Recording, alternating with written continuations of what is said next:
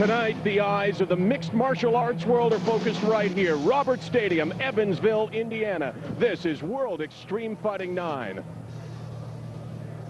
What an amazing spot this is. You can feel the electricity. You can get a sense for something special going to happen. Hi, everybody. I'm Michael Landsberg, and welcome to World Extreme Fighting 9. Mixed martial arts, no-holds-barred fighting began around 1994 in the United States and North America. It was very rough, very violent at the beginning. The evolution of the sport, you will see tonight. In a lot of ways, the sport has been returned back to the fans. Not just quality of events, but quantity as well. The featured match, the one the world is watching for, Conan Silveira against Dan the Beast Severn, but there are 5 matches that could qualify as headliners. It is that good, and there will be a surprise announcement. I don't even know what it is from the WEF. I'm Michael Landsberg. The guys that will be calling 3 hours of outstanding action, Ian Furness and Wade Rome. Guys? Well, thanks a lot, Michael. I'll tell you what, Wade, when you look at this card, and Michael made mention of it, you could have a number of different bouts that are on this card that would be headliners in any other card we have seen. Conan and Severn, though, tops the list.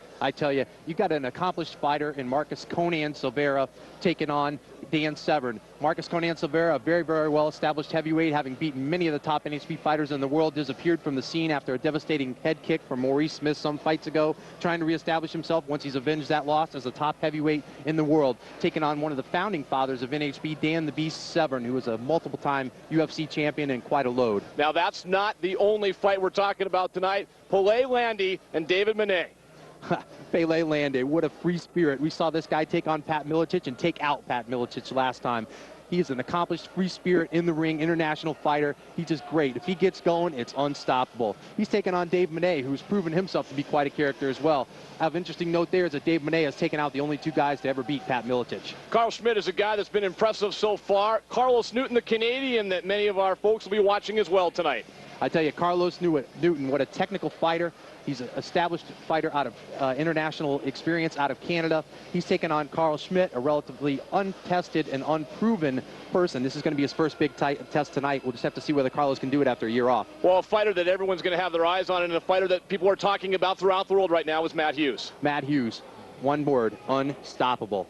Finding this guy a fight is the trick here. He's taking on IBC champ Alexander Barros. Should be a hell of a matchup. You know, another fight that we want to talk about and tell people about, and that's Bobby Hoffman. He is a guy that also makes a lot of things happen when he's in the ring.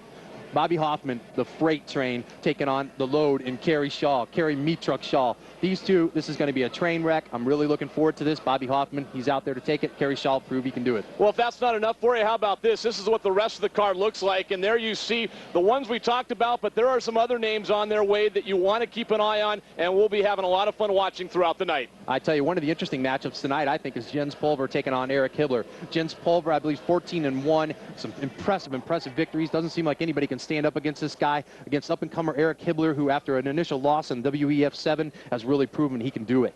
Interesting matchup there.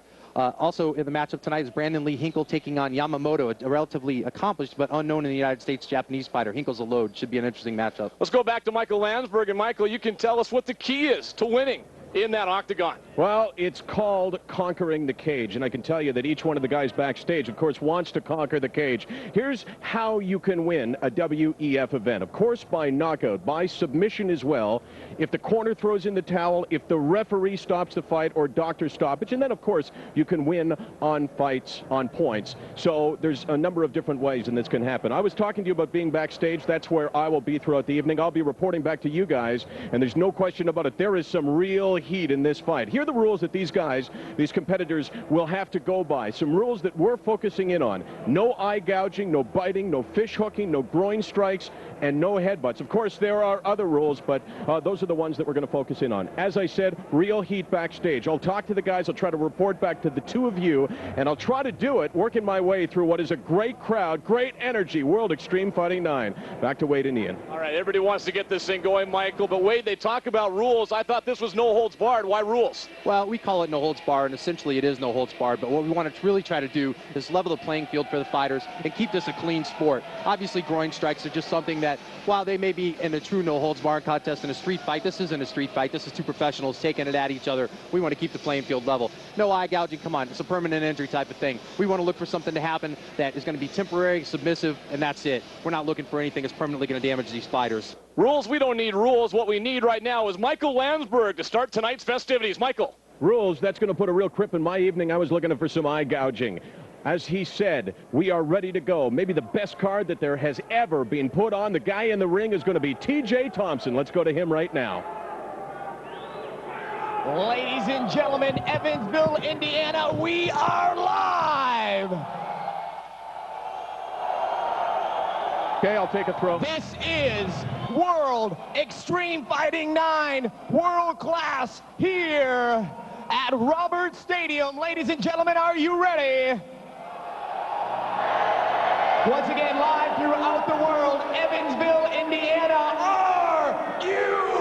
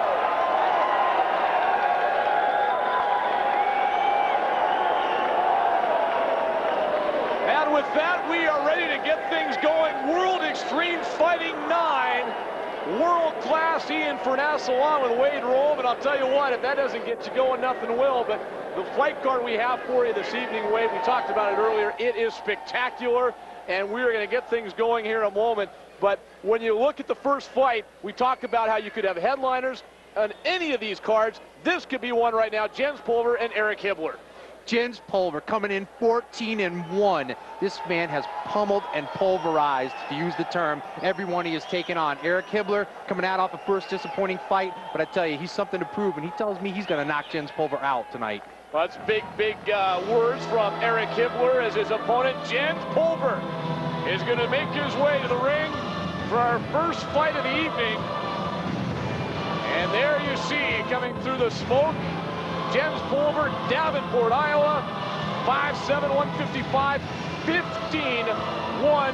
And tell us a little bit more about Jens Pulver. I tell you, Jens Pulver is something to be reckoned with. He is some force. He's a real solid wrestler. Watched him rolling around earlier with Matt Hughes. I tell you, these guys are squaring off on takedowns, and Hughes is much heavier. This guy can strike. He's a good fighter. He's just well-rounded. He's very well-rounded. Let me tell you something. He's aggressive, and he's got the lung to back it up. He's got a devastating left hand. We saw him knock out Phil Johns in the last fight. His conditioning, as I said, is without question, and he's got a strong camp training with Pat Miletich, Matt Hughes, Jeremy Horn, Bobby Hoffman. Woo! Got a big background there.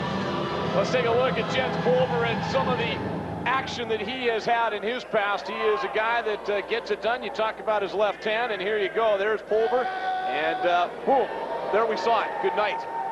Instant knockout, nice left hand to, I tell you, who's a real solid fighter, Phil Johns, a guy that's normally taking it to other people. The Pulver, again, he's just the pit bull pulverizer. He is indeed, and I'll tell you what, he told us that he just loves what he does. Jens Pulver from Davenport, Iowa. I watch UFC 1 to UFC 25.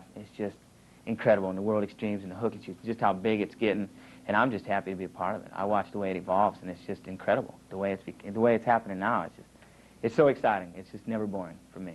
Not a day do I wake up and I'm not bored, ever. And there you go, Jens Pulver and his opponent, who is starting to make his way out to the ring, Eric Hibbeler. And talked about Hibbeler, he was making some bold predictions before this fight. Eric Hibbeler came out. He said, I tell you, Pulver doesn't know it, but I'm going to take it to him. Hibbeler, he's a showman. He's really, really starting to build his self-confidence. He's been in the mixed martial arts since he was 12 years old.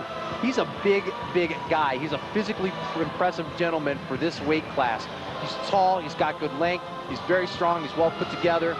He's got the size, the conditioning. He's very, very patient. As I said, he's been doing this a long time. He knows what he's looking for. His only question here is he's got many fights fewer than does Jens Pulver. Let's take a look at Eric Hibbeler in past action in World Extreme Fighting, and no holds barred action here. And tell us what you're seeing with Eric Hibbeler.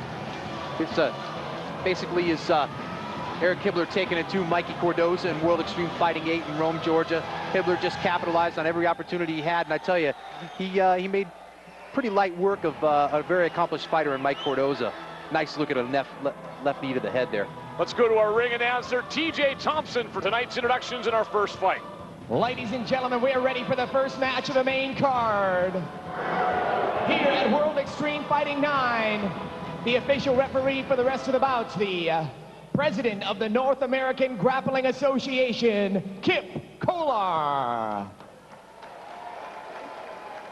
And ladies and gentlemen, the fighter on my right, wearing the full contact fighter shorts. He's 5'7" tall, weighing at 155 pounds. He's a freestyle fighter with a professional fighting record of 15 wins, 1 loss, and 1 draw. He's a member of the Militich competition team, currently ranked number 5 in the world. Please welcome from Davenport, Iowa, Jens Pulver.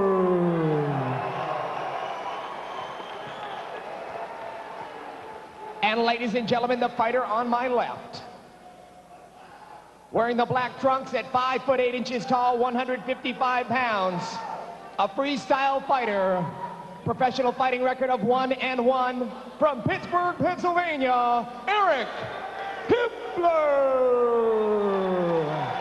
Scheduled for 3 4-minute rounds. I'll tell you what, if Eric Hibbeler, if enthusiasm counts for anything, or showmanship, Eric Hibbeler right now with the early advantage, and they haven't even started this fight yet.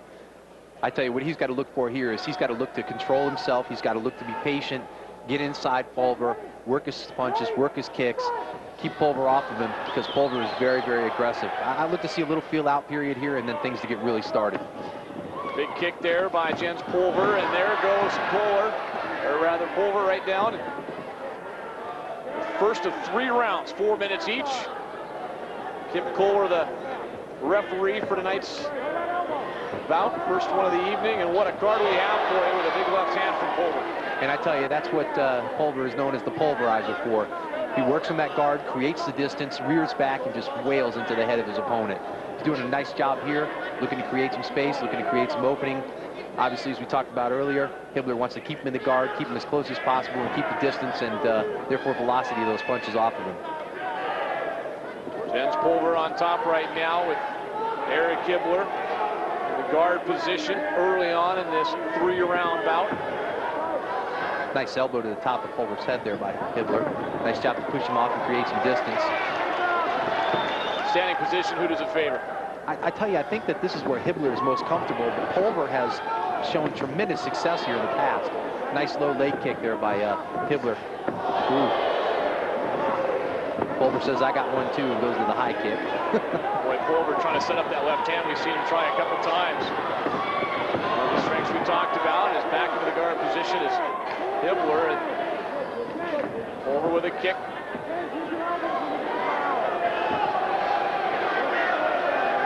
Hibbeler's going to look for Pulver to get a little too close here and take a kick either high to the face or low to the knee and extend it. Does a nice job of getting himself back up and in position. Eric Hibbeler trying to avoid that left hand. Here comes the knee. Oh, a huge knee! I tell you, that one caught Hibbler. He's in trouble here. Over, and it's done. Jens Pulver putting on a show and saying, thank you very much. A first-round win. Eric Hibbler took a big knee, and it was over after that. In fact, Pulver said it was over before the referee. He went in for a little bit more. Yeah, Pulver jumped down there. He knew Hibbler was in trouble after he hit him twice. Stopped, took a look at the ref. Ref jumped in and stopped it. But I tell you, Jens Pulver proves why he's a force to be reckoned with in this sport. Boy, Eric Hibbler came in. He was the showman. He was the guy putting on a show for the fans early on before the fight started. But in the end, Jens Pulver, the pulverizer, entertained the crowd as they looked on to Eric Hibbler, who took a couple of bombs, and that knee was really the big one. That knee is what set it all up. I tell you, he hit him with the knee, dropped Hibbler to the mat, came into the guard, struck him twice, I believe it was, in the head. I'm sure we'll get a look at it on the replay. And I tell you, it was over. The 24-year-old from Davenport, Iowa, over checking on his opponent right now. Jens Pulver with an impressive victory in our first fight of the evening over Eric Hibbler, and here it is again. There's that nice left, that knee that drops him to the mat. Hibbler looks to regain his composure, but it's followed by two lefts to the face. Third left that glances and misses. Pulver knows it's over, does a little show, gets up there on the cage for the crowd, which they love. And the doctors are just attending to Hibbler. Hibbler's not that hurt. They're just going to take a little time as we get another look at that left knee to the head of Hibbler. Well, the knee right there to the jaw sent him down, and you can see watching it just out of the screen there. Pulver was saying it's over, but referee Kip Kohler said not quite yet. And a couple of devastating left hands finished off Eric Hibbler, who was up. A little woozy, a little worse for wear, but seemingly okay. After Jens Pulver with just a huge victory in impressive fashion as we go to the ring for the official announcement. From T.J. Thompson. He'll be making his way up there in a moment. Jens Pulver enjoying himself right now. That's a big win for him, isn't it? It really is. I tell you, Eric Hibbler. There's T.J. Thompson. Ladies and gentlemen, the winner by knockout, Jens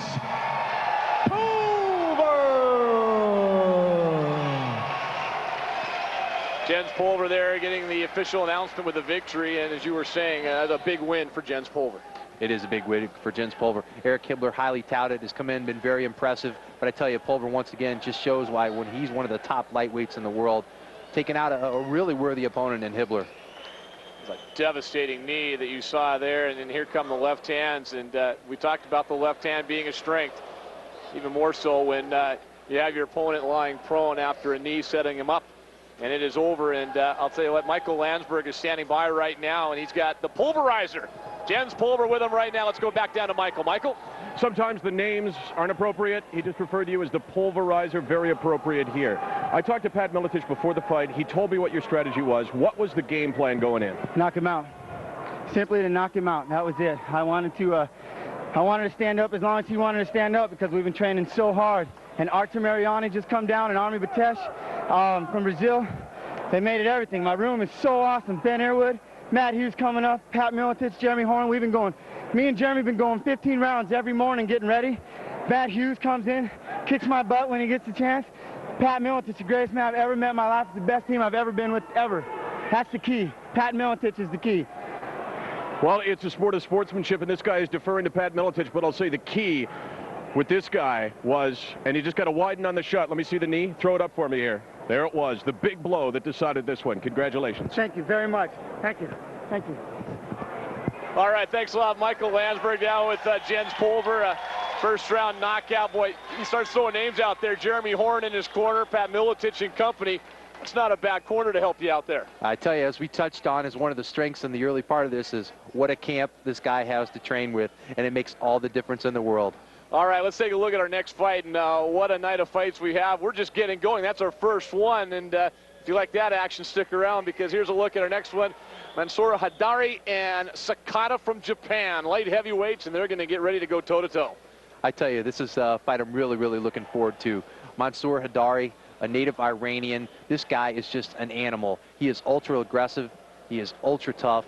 He really, really wanted this fight and wants to take it to the more experienced Sakata coming out of Japan.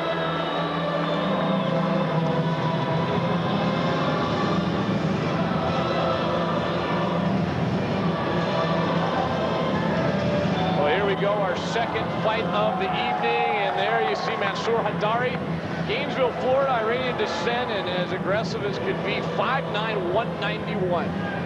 I tell you, this guy is well put together. He's got a great wrestling background. Got the opportunity to roll with him a little bit before this event. Very, very strong character, very solid grappling skills. It's going to be interesting to see what type of fighter he really is. I tell you, he is aggressive, and I look for him to take the fight to Sakata. 88 Olympic team member for Iran, so he's had some experience in other venues. If you take a look at Hadari coming out, and this is a fight that a lot of people have been talking about. Let's take a look at some of the strengths as well. And there you see, very aggressive. That's the first thing you hear about. I tell you, and as I said, he uses that wrestling background. He's an NCAA national champ in Division II. He's a heck of a wrestler, and he's well put together individual, being a three-time Mr. Gainesville. And here comes his opponent, Sakata from Japan. Good submissions, and what can you tell us about Sakata?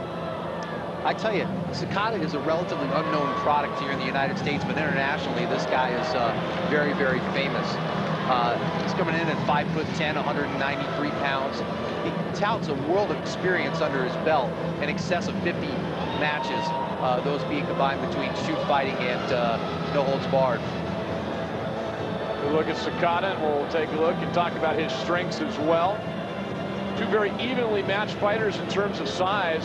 Sakata just 1 inch taller, but both about 190 or 193 pounds. There you see the profile on Sakata. I tell you, one thing with Sakata is that he has the size and the reach, both on Hadari, and he's a very well-rounded fighter. I tell you, I think these two match up pretty evenly as we take a look at the tail of the tape. Mansoor Hadari at age 33, Sakata at 27, 5'9" and 5'10", as you said, just an inch difference in weight, 2 pounds, or inch difference in height, 2 pounds in weight, 4-inch difference in reach for Sakata, which is something I touched on earlier. Let's go to TJ Thompson for the introductions of tonight's second fight. Ladies and gentlemen, on to the next match. The fighter to my right, wearing the blue rival trunks trimmed in white. He's 5 foot 8 inches tall, 190 pounds. He's a member of the 1988 Iranian Olympic team. Brings a professional fighting record of 1-0. Currently fighting out of Gainesville, Florida. Please welcome Mansoor Hadari.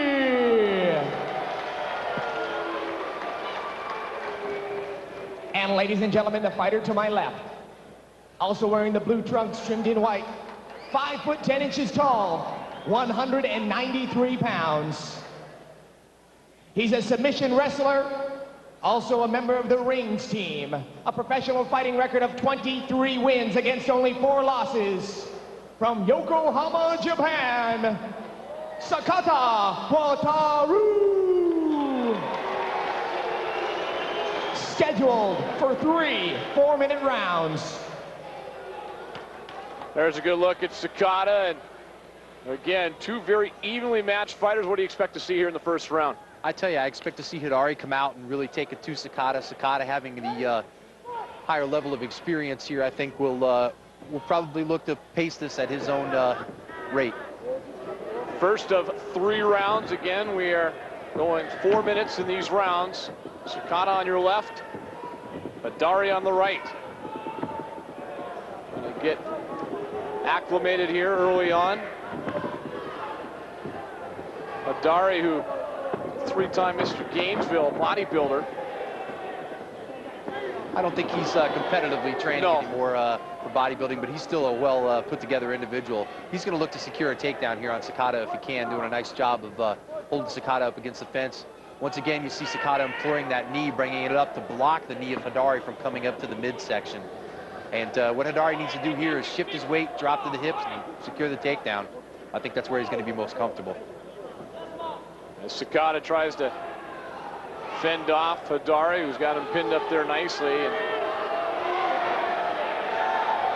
couple little punches to the back of the head. At what point does Kip Kohler step in, or does he when they're up against the cage to try to separate? I tell you, he'll give him a few minutes to work since Hidari has taken the effort to go underneath here and secure a takedown.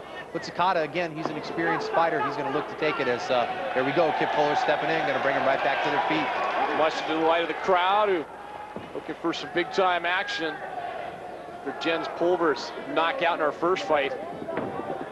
Crowd here looking to make some noise again. Sakata trying to keep Hidari off.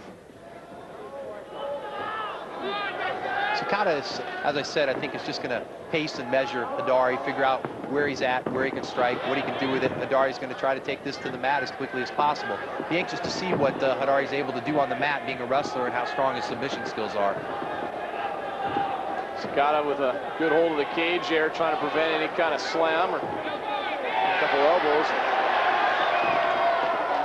I'll tell you, those elbows looked a little half-hearted to the back of Hidari there. Right now he's thinking more about just making sure he doesn't get tossed. Yeah, he's a little more worried about getting taken down than he is actually hitting Hidari. Hidari spits out his mouthpiece there. That'd be an indication one of those elbows might have been a little bit more severe as they went along. What Hidari needs to do here is force himself off the fence. Sakata with a nice job bringing that left knee up into the stomach of Hidari. They don't stop the fight if the mouthpiece is out. They don't take a pause, huh? No, I tell you, not in the middle of the action when they're in a good position like this. Nice job by Sakata bringing those knees up to the midsection of Hidari. He really needs to push Hidari's head down a little lower and really start striking with those elbows. Who's got the advantage here? I tell you, you'd think Hidari would coming in for the takedown, but what's happening is Sakata's weathering the storm, staying up top, and just able to pound on him as he wants to. What Sakata really needs to do is open up here. Hidari's head is lowered. He's got a little more room to work with that elbow now, and that's what he should be doing. This is the opportunity for Hidari to take him down here. He's got to pull him away from the cage, so Sakata is relying heavily on it. Sakata into a right overarm guillotine choke here, looking to choke Hidari out. He may have secured this. If he can put him in the guard here. Well, he's got him down, doesn't he? I tell you, if he can put him in the guard and extend his hips here, Hidari could be in big trouble. Hidari now trying to hold on probably as we're getting in the waning seconds of the round. Hidari needs to, exactly that, needs to raise his hips and bring his head back. Inside of 30 seconds. Left to go in the first of 3 rounds. Get a nice look at Sakata with Hidari in the guard. Hidari really making no attempt to pass. And there's Sakata bringing heel kicks right to the lower spine and buttocks area of Hidari. I'll tell you, those kicks were originally employed by Horace Gracie from the guard. If you didn't work from the guard to pass, he'd bring those into your kidneys.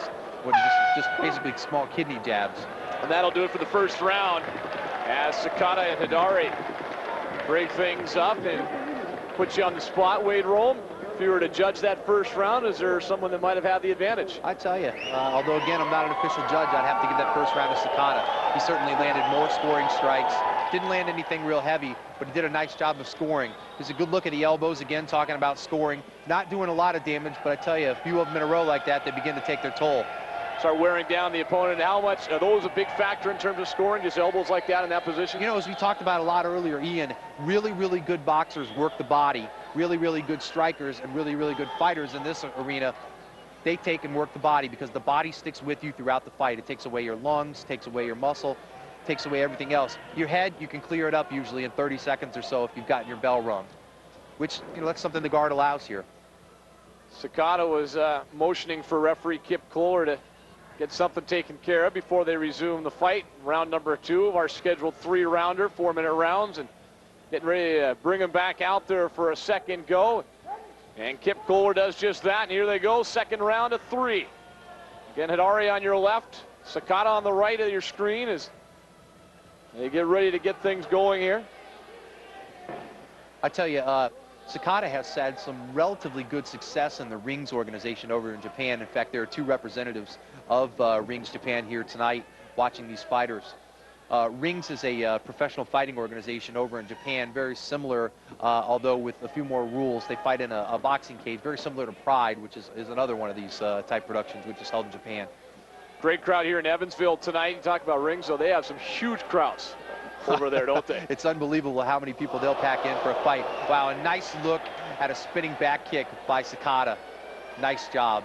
Once again, Hidari trying to secure the takedown, but Sakata's doing a nice job grabbing the fence, and Hidari's going to got to peel that arm off there to take him down. Looks like maybe a headbutt there by Hidari. I think that was unintentional. He's simply just trying to get his hips in to secure the takedown. Headbutting in this venue, not allowed. That's right. We took headbutting out of World Extreme Fighting way earlier on.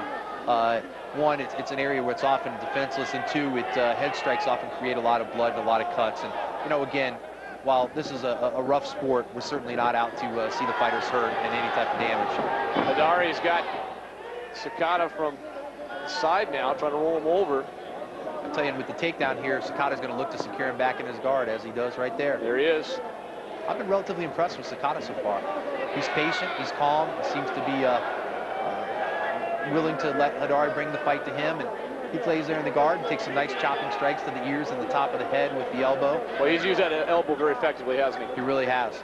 He really has. Hidari's taken a lot of elbows tonight. None of them have had a lot of force behind them, but again, they just take their toll. Wearing down his opponent, and Sakata still in that guard position. Midway through round two, midway through the fight, the three-rounder. And Sakata seemingly in control. Hidari trying to make something happen here. Hidari's got himself in a little bit of a bad situation here from the standpoint of posture. He really needs to bring his hips down and get his head up. I wouldn't be surprised to see Sakata look for an armbar or a triangle here if Hidari's going to stay there. Again, I think that may be an influence of his wrestling background. Of course, again, mentioning Hidari, who's on top here, former six-time national Greco and freestyle champion, wrestled for Iran in the '88 Olympics. He's in his fair share of bouts, international competition, but right now he's got his hands full with Sakata, still in that guard position, and fought very effectively. And we are about 3 minutes through round number two. Sakata doing a nice job of keeping Hidari close to him, not allowing him to rear back from the strikes. As long as Hidari has his hips up, he's going to be relatively ineffective in the guard here. He's keeping his own head down. He doesn't allow himself to create distance for the strikes. He's not attempting to pass the guard, and Sakata's content to just stay here and chop. Once again, he does create some distance. Sakata just lifts his hip, pushes him away, which is what the guard is intended to do, create space between you and your opponent or keep the space to a minimum. At one point, too, is he has that guard effectively in use. And Hidari started to try to range some left and right hands. It's almost like you start spending a lot of energy doing that, and you're not going to get much done in that position, are you? Well, Sakata is very, very comfortable here, and he's expending very, very little energy. Hidari's having to expend some energy here to put the pressure down, and I tell you, Hidari really, really needs to watch his arms here. He's a little bit high. He's got his head down. The triangular armbar is wide open here. Well, just 5 seconds left to go in this second round as they tie up again, and we'll hear the horn right now, and that'll do it for the second round. We're through two of a scheduled three-rounder. Hidari and Sakata. There you see Sakata, and you talked about him in the first round. Is just kind of fighting a very effective, almost methodical fight, isn't he? He is. He's really, I think what we're seeing here is his experience showing through. He's very, very calm. I tell you, his conditioning looks to be very good. Although, again, he's just been very passive in the fight. Looked to secure the elbows in that. Going to take a look at the kick here that just missed the head of Hidari. Nice job. Hidari shooting in, looking for the takedown. But again, Sakata grabs the fence and is just able to fend him off from taking him to the mat. A lot of fans always ask, why don't we see more of those big kicks at least attempted? But I think you put yourself in a vulnerable position, don't you? You really do. If you miss it, you expose yourself to a lot. Either strikes, takedown, etc. Speaking of expose yourself a lot. We are getting ready for the third round here, the final round. And would you give the advantage to Sakata, Wade Rome? I would. I'd say that right now he's up on the rounds count. We'll have to see what Hidari can do. He's got to come out, I believe, and try to finish this fight. Obviously, that's where the corner probably comes into play as well. Let him know, hey, it's time to crank it up a notch because you need to get something going to win this fight. And we'll see what Hidari does as they get ready to go. And Kip Kohler brings him to the center of the ring. And here we go for round 3 of 3. It is Sakata on the left again, Hidari on your right. And nice little kick there by Sakata. And now it's Hidari going for the takedown. Sakata looked like he was trying to find the cage behind him and it wasn't there. What you got to look for here is that Hidari is in the position I talked about earlier of a triangle.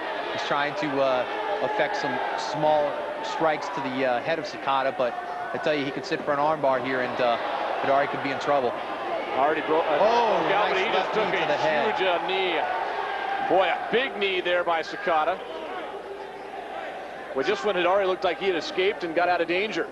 Yeah, I tell you, there was a submission attempt there by Sakata.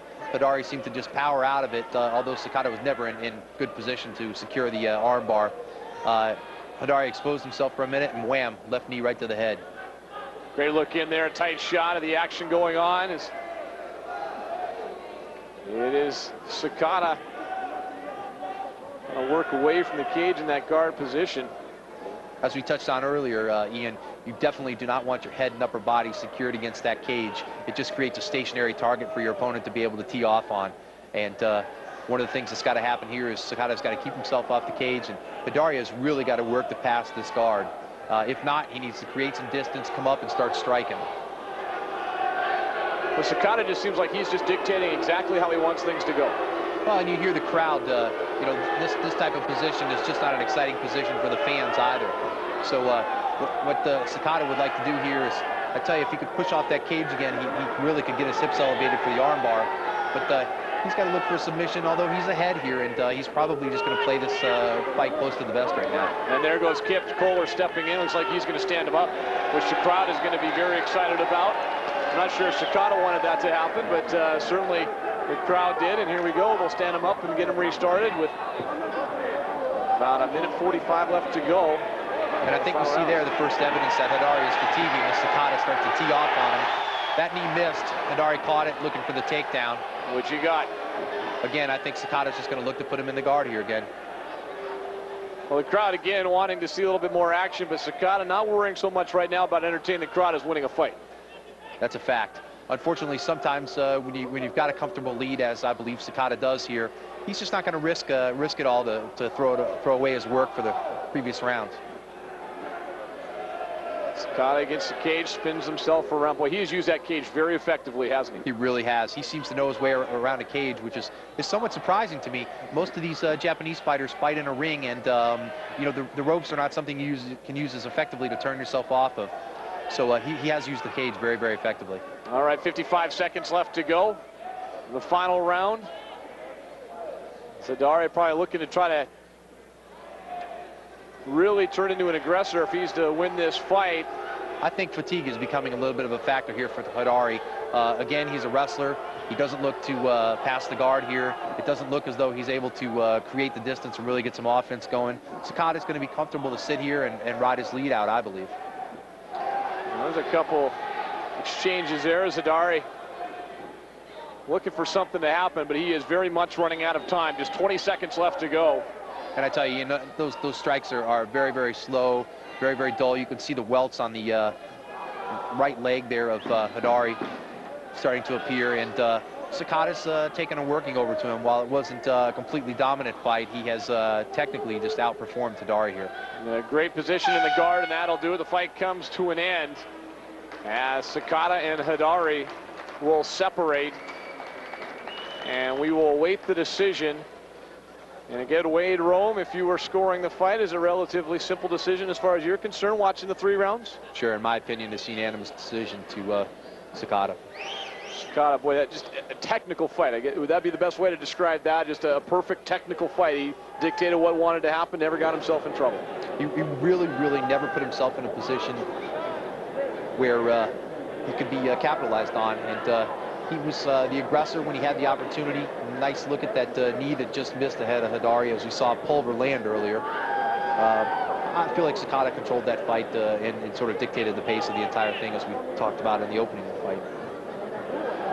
We are still awaiting the judge's decision, and go to TJ Thompson in a moment once that decision is rendered. You see Hidari. Is that fatigue, or is he just kind of kicking back right now, relaxing a little bit? That's fatigue. That's fatigue. I tell you, this is his pro debut in the cage here, and it takes a lot out of you. You don't know what's there until you're against an experienced fighter, and you really got to summon the lungs. Sakata looks very, very fresh, looks relaxed. I think he knows he has this fight in the bag. Kip Kohler telling him to get up, and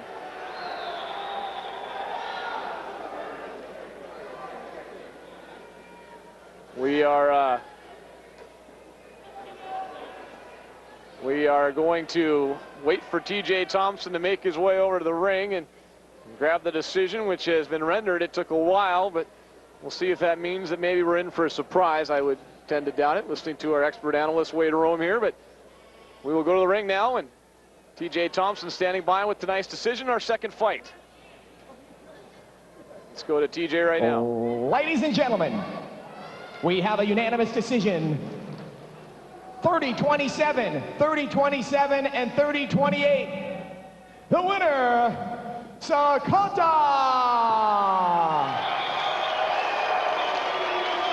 Well, there you go, Sakata, the unanimous decision, as expected by Wade Rome. So Sakata, in 3 rounds, knocks off Hidari. And let's go back down to ringside where Michael Landsberg standing by, and he's got some updates on Bobby Hoffman's mood. Maybe not the best right now? His mood is typically Bobby Hoffman. I asked him, what you planning on doing? He goes, knockout. I said, well, how you planning on doing it? He goes, I plan on testing him, being pretty laid back early on, then I want to explode, and I want this thing to be ugly. I said, well, like, when you mean ugly, what do you mean? He said, I mean, I really want to mix it up. And when you look into his eyes, you get the feeling that he means it. This is a skilled fighter. This is an intense fighter, and to some extent, this is a crazy fighter. The thing the WEF is all about is the combination of the craziness, of the skill, of the craftiness. Bobby Hoffman, not the next fight, but the one after. Stay tuned for that. All right, thanks a lot. Michael Landsberg ringside. We'll continue to check in with Michael throughout the night, but it's time now for our next fight, our third fight of the night. Brandon Lee Hinkle and Yamamoto coming up, a couple of heavyweights. I tell you, Brandon Lee Hinkle, an accomplished wrestler, now fighting out of the Obaki Fight School in Atlanta, Georgia, trains with Mark Coleman, and he's a ground and pounder, as self-described, taking on a very experienced Yamamoto out of Japan. And here we go as the two fighters get ready to make their way to the ring. Brandon Lee Hinkle and Yamamoto. And there's Brandon Lee Hinkle, Atlanta, Georgia, 6'2", 213. Looking like he's ready to go. Record of 2-2. I tell you, this is a well put together individual. He's strongly conditioned. He's got a good team surrounding him. As I said, he's training at the Obaki Fight School. He's a very, very accomplished wrestler. He was a NCAA Division II champion for West Liberty, I believe it was, in college. He's got some experience in both domestically and internationally. He's, again, strong wrestler. He's very, very big and a very well put together individual for this. His conditioning, I believe, is also going to be one of his assets. All right, let's take a look at Yoshihisa Yamamoto as he makes his way out into the ring. Another rings guy. You talked about that earlier. As we get a good look at Yamamoto. Pretty good striker, they say. Also give it a leg kick, 6'2", 215. And a great-looking robe as well. Our best dressed fighter of the night, I think. Best dressed fighter of the moment to date. Let's just see if the shorts match. Tell us a little bit more about the rings fighters as well, their Wade, because we talked about it a little bit before with Sakata, and here's another one in Yamamoto. I tell you, the Rings organization and the World Extreme Fighting have developed an alliance where we're bringing fighters back and forth between each other. He's a very, very experienced rings fighter. He's touted for his striking ability, and they say that this guy is ultra aggressive. I've seen some brief video of this fighter, and I'm looking forward to seeing this matchup. Let's take a look at the tail of the tape. There you go. Brandon Lee Hinkle, 3 years younger, but everything else, boy, it's almost as close as you can get. 3-pound difference or the same height. Got a 2-inch reach advantage for Hinkle over Yamamoto. Let's see if that affects his striking ability any. Let's go back to the ring, and our ring announcer, TJ Thompson. Ladies and gentlemen, Evansville, Indiana. Before we get this next bout started, I'd like to introduce real quick at ringside one of the most famous names in No Holds Barred. Winner of Pride Grand Prix 2000, Mark Coleman.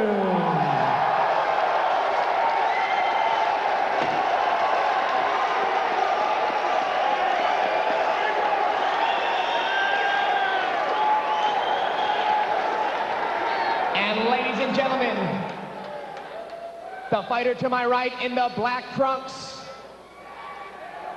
6'2" tall, weighing at 210 pounds. He's a Vale Tudo Japan competitor and amateur wrestling champion. lists his fighting style as American submission fighting. Professional fighting record of 2 wins and 2 losses. From Atlanta, Georgia, Brandon Lee Hinkel.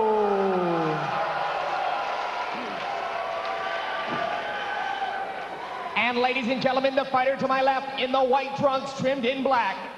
6 foot 2 inches tall, weighing in at 220 pounds. His fighting style is submission wrestling from the Rings organization.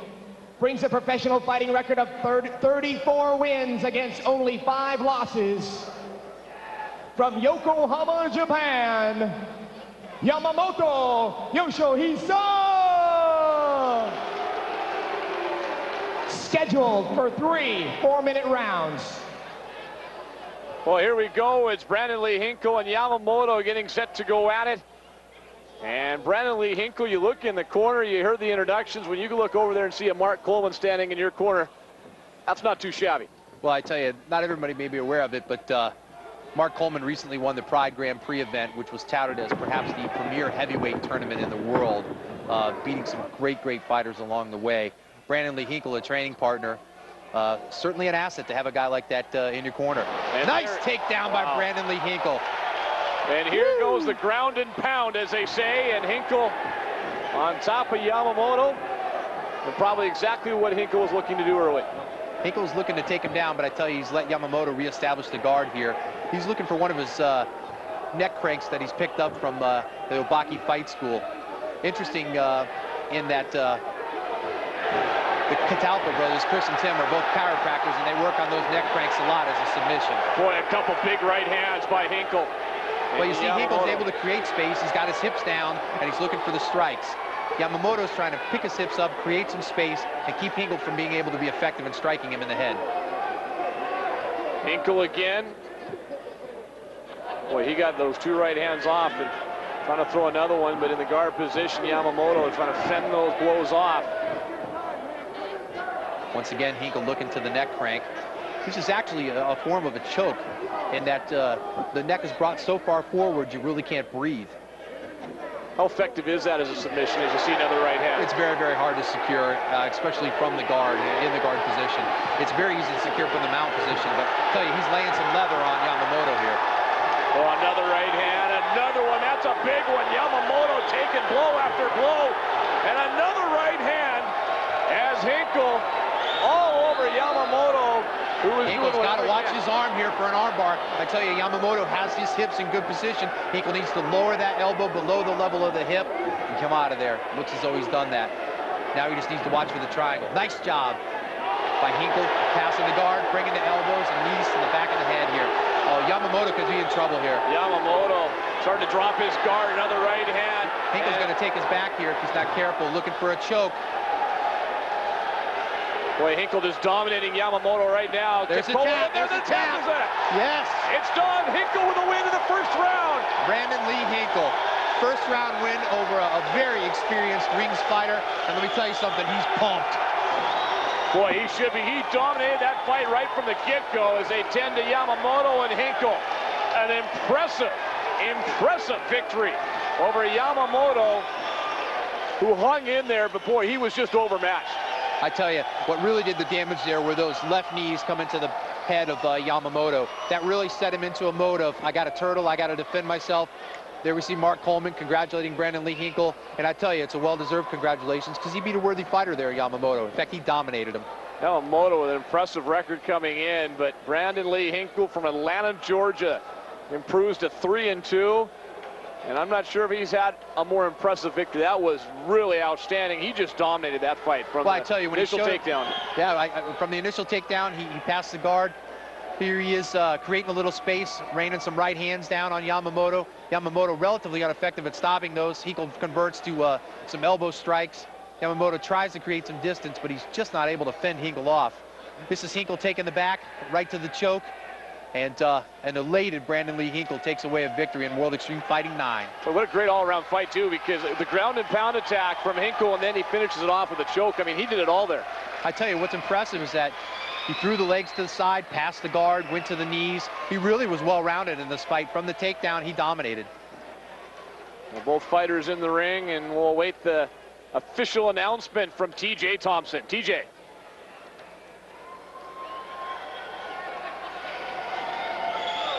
Ladies and gentlemen, the winner by rear naked choke submission, Brandon Lee Hinkle.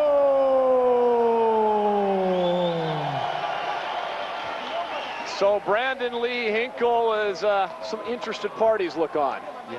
That's Kevin Randleman going to be taking on Pedro Izzo in the heavyweight event that was supposed to have happened some time ago in the UFC, but Randleman sustained an injury and was unable to participate. That's a good look at Obaki giving a hug to Tom Sauer and his fighter Brandon Lee Hinkle.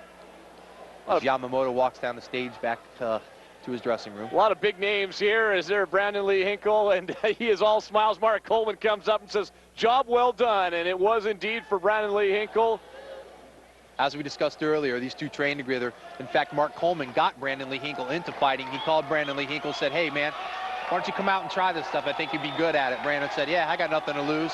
And he has nothing to lose here tonight, that's for sure. The next matchup, we've been talking about him throughout the night. Bobby Hoffman and the meat truck. Kerry Shaw coming up next. I tell you, Bobby Freight Train Hoffman, this guy is big, he is aggressive. And there's been a lot of smack being laid down by Bobby Hoffman regarding not only Kerry Shaw tonight, but a bunch of other fighters in this event. A very focused Bobby Hoffman, 6'2", 265. He's actually slimmed down a little bit, hasn't he? He has. He's recently moved to Davenport, Iowa. He's now training full-time at the Militich Martial Arts Academy. He, again, has that great camp behind him. He's become just a more focused, more well-rounded fighter. He's always been a guy who was ultra-aggressive, but he's learning to control it and to use his size and strength to his advantage. Let's take a look at some of the strengths of Bobby Hoffman, and there are probably plenty. In fact, probably too many to mention. And right there, I guess it says it all. Attitude, aggressive, good camp. I tell you, we touched on each of those things. He has the attitude. He's very aggressive, which most likely has become a better controlled aggression, and the camp that's come out of it as we take a look at some of Bobby Hoffman's previous work. Well, outdoor match there, and boy, a huge left hand setting up his opponent.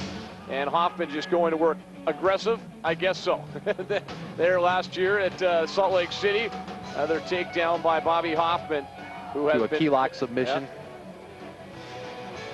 Bobby Hoffman with a guillotine choke. Bobby Hoffman is coming up next, and Bobby Hoffman certainly a man with a plan. I look at Mr. Shaw. I mean, he's a very big man and seems to be a worthy opponent, but he's just an obstacle in my path to where I need to be. So, you know, I'm not looking beyond him, I'm looking through him. I mean, if he wants to stand and mix it up, that's fine. If we want to go to the ground, start working submissions, that's fine too, because the way I look at it is I'm like the ice cream man. All my flavors are going to satisfy.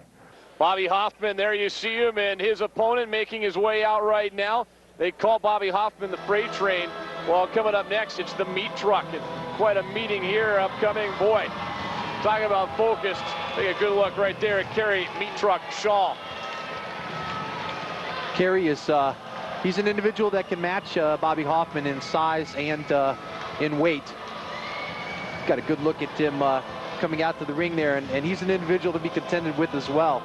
Shaw not quite as experienced as Hoffman in the cage, but I look for this to be a brawl. Well, it's not often that Bobby Hoffman has an opponent bigger, but Shaw a few pounds heavier, a brawler, size, experience.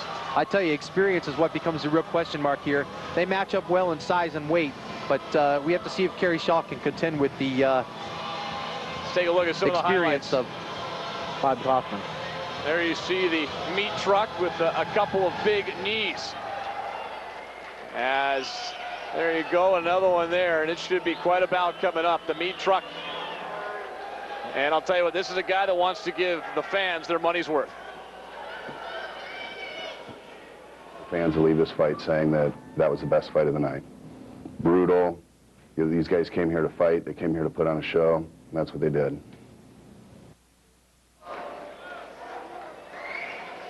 Let's go to our ring announcer, TJ Thompson, after we take a look at the tail of the tape. There you see two big guys, 265. Again, Hoffman, not as big as his opponent. That doesn't happen too often. But there you see the tail of the tape, very evenly matched. Let's go to TJ Thompson right now for tonight's introductions. Ladies and gentlemen at WEF 9, are you ready for the big boys? The fighter to my right in the full contact shorts. 6 foot 2 inches tall, weighed in at 270 pounds. Lists his fighting styles as brawling and jiu-jitsu. Extreme Challenge Super Fight Champion. A professional fighting record of 14 wins against only 2 losses. A member of the Militich competition team from Davenport, Iowa, Bobby Freight Train Hoopman.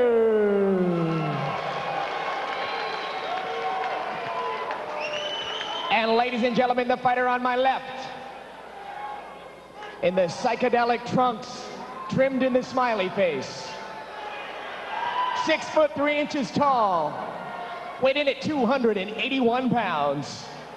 He's a freestyle fighter with a 6-1 record. The U.S. Amateur Shoot Fighting Champion from Cincinnati, Ohio, Kerry Meat Truck Shaw. 3 rounds, 4 minutes each. Well, enough said. Let's get it on. Bobby Hoffman is a guy that has been talking a lot before this fight. Is he looking past the meat truck? Well, we asked him that in the interview, and he said, I'm not looking past, I'm looking through. It's a big man to look through at 280-plus pounds as Hoffman brings Shaw into the cage right off the bat. He makes a better door than a window. That's a garage door. A couple of heel pounds there. Nice job of Shaw lifting the foot, knowing it's coming. Outside knees bringing up, kicking to the midsection. Again, those are just small jabs that begin to take their toll over the period of the fight. What a right hand there by the meat truck.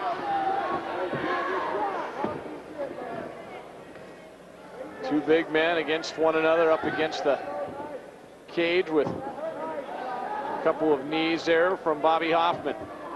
I tell you, the cage in this event is actually made out of rhino wire. And I think that's appropriate to hold these two in the ring. And there you see a left knee from Bobby Hoffman. And neither fighter wanted to make the big mistake. As now Bobby Hoffman, very aggressive, very intense. I'll tell you, Bobby Hoffman's using his head to create a little space here, looking to throw the knees. He's just looking to open up at overhand right. Now, like Bobby Hoffman, is this a good strategy here for the meat truck to kind of slow him down and trying to keep him off the aggressive? I think he needs to try to control the pace of this fight somewhat. And the fact that he has the size to match with Hoffman certainly plays into it. Hoffman training with the Militich school right now, and Pat Militich. Saw one of Militich's fighters successful earlier tonight in Jens Pulver. Jens Pulver, the polarizer. Talk about aggressive. Bobby Hoffman trying to get that knee loose. Those are taking their toll on Shaw. As you can see, he's doing what he needs to try to block those. Just past the midway point of the first round. Go back, keep fighting, come on. Crowd wanting to see him get going, but again, this position now, a couple shots with the heel. Nice job on those foot stomps by Hoffman. That's a new technique we've not seen employed in World Extreme by Bobby Hoffman to date. And I have a clear hint that that's come out of the Militich camp. How much of a difference can training with a guy like Pat Militich make? All the difference in the world. Right hand there by Shaw. Didn't do too much damage. These foot stomps are a technique that's become more and more prevalent in mixed martial artists. We saw them first employed by Marco Uas several years ago in the UFC, and people were just like, what the heck was that? Very effective as well. It's an effective technique, and it hurts. Takes your mind off everything else for sure. Well, and when you start thinking about your feet, you're not thinking about your head. Especially up against that cage there where Shaw is trying to protect himself right now. And crowd wanting to see the two fighters get it going a little bit more, but Kip Kohler, the referee, taking a good look in there. trying to spin away, going for the takedown. Nice whizzer counter by Shaw, who brings a big looping right hand back. I tell you, this could be a tight guillotine here. Shaw has enough height to pull this off. Hoffman needs to back himself out of there. He's in good shape now. He's got his right hand up and has it secured around Shaw's as he backs out. Surprised so far that Shaw is hanging in there with a guy like Bobby Hoffman, who was talking a lot before this fight. I tell you, Shaw's a big guy, and he's a big load for Hoffman to handle. Near the end of the first round, just a few seconds left to go. So they still tie up on the cage. And there's a change in position as Shaw now has Hoffman up against the cage. And that'll do it for the first round of a scheduled 3-rounder as the meat truck carries Shaw. Big man walks back to his corner, as does Bobby Hoffman. Hoffman conferring with the folks in the corner right now as we are through one round. I'll put you on the spot again, Wade Rome. Advantage? I tell you, I think that giving the advantage in strikes, if only from a scoring standpoint, Hoffman probably took the edge in that round. It's a close round, but I give it to Hoffman. It's always a good show at World Extreme Fighting, in and out of the ring. The boys and the girls come to play tonight as we get ready for the second round. I'm not sure where there's more jiggling, outside the ring or inside. The big men inside, and some nice ladies outside as well, as Bobby Hoffman takes a peek, and here we go, round number 2. Again, a scheduled 3-rounder as Hoffman in the dark trunks comes out aggressive right off the bat against Kerry Shaw. Hoffman again, the aggressor, coming out looking to score on Shaw with those strikes, and Shaw basically bailing out, looking for a right hand that doesn't connect, and once again Hoffman bringing the knees and foot stomps into effect. Bobby Hoffman, ground and pound, usually surprised he hasn't been able to get Shaw to the mat. Actually, I am. I thought that Hoffman would like to have taken Shaw down, but he's tried. He just hasn't been very successful. Hoffman can pretty much fight anywhere. He's done a nice job in the past of working the knockout on top, and he's done a really good job in the grappling arena. He's a talented fighter. Another big knee there to the back of the left leg for Kerry Shaw, and we've seen that throughout the night. Those take their toll. Now how about Shaw turning back around with a little stomp? He is, and this is what he needs to do, is to turn his hips a little bit to counter this, keep this knee up to block any knees that might come up from Hoffman, and work his own offense a little bit. I tell you, with both overhooks there, he needs to be working some hooks to the outside of Hoffman's head, perhaps some knees to the midsection. Shaw just seems a little leery to come off of the cage, and Hoffman has one hand holding it. Oh, it looks like a big knee there from Shaw. Now Hoffman, and the brawl is on. It's just a little bit more of what I expected to see in this fight, in that Shaw and Hoffman come out and really just mix it up. You're talking two big guys that can knock you out in a heartbeat, and you just have to probably be so very careful. Once again, Shaw doing a good job of turning his hips and looking for his own foot stomp there. Shaw would be smart to look to control Hoffman's head here and see if he can bring those knees up. He had a little bit of success with that just a moment ago. Shaw known for his knees, and I think number 4 in Extreme Challenge right now. Right hand by Hoffman. The back of the head of Shaw didn't do much, but right here, Shaw needs to be working to the back of the head of Hoffman. Hoffman's got his head quite a bit off of the shoulder of Shaw, the left shoulder of Shaw. He needs to bring that right hand over and create some strikes.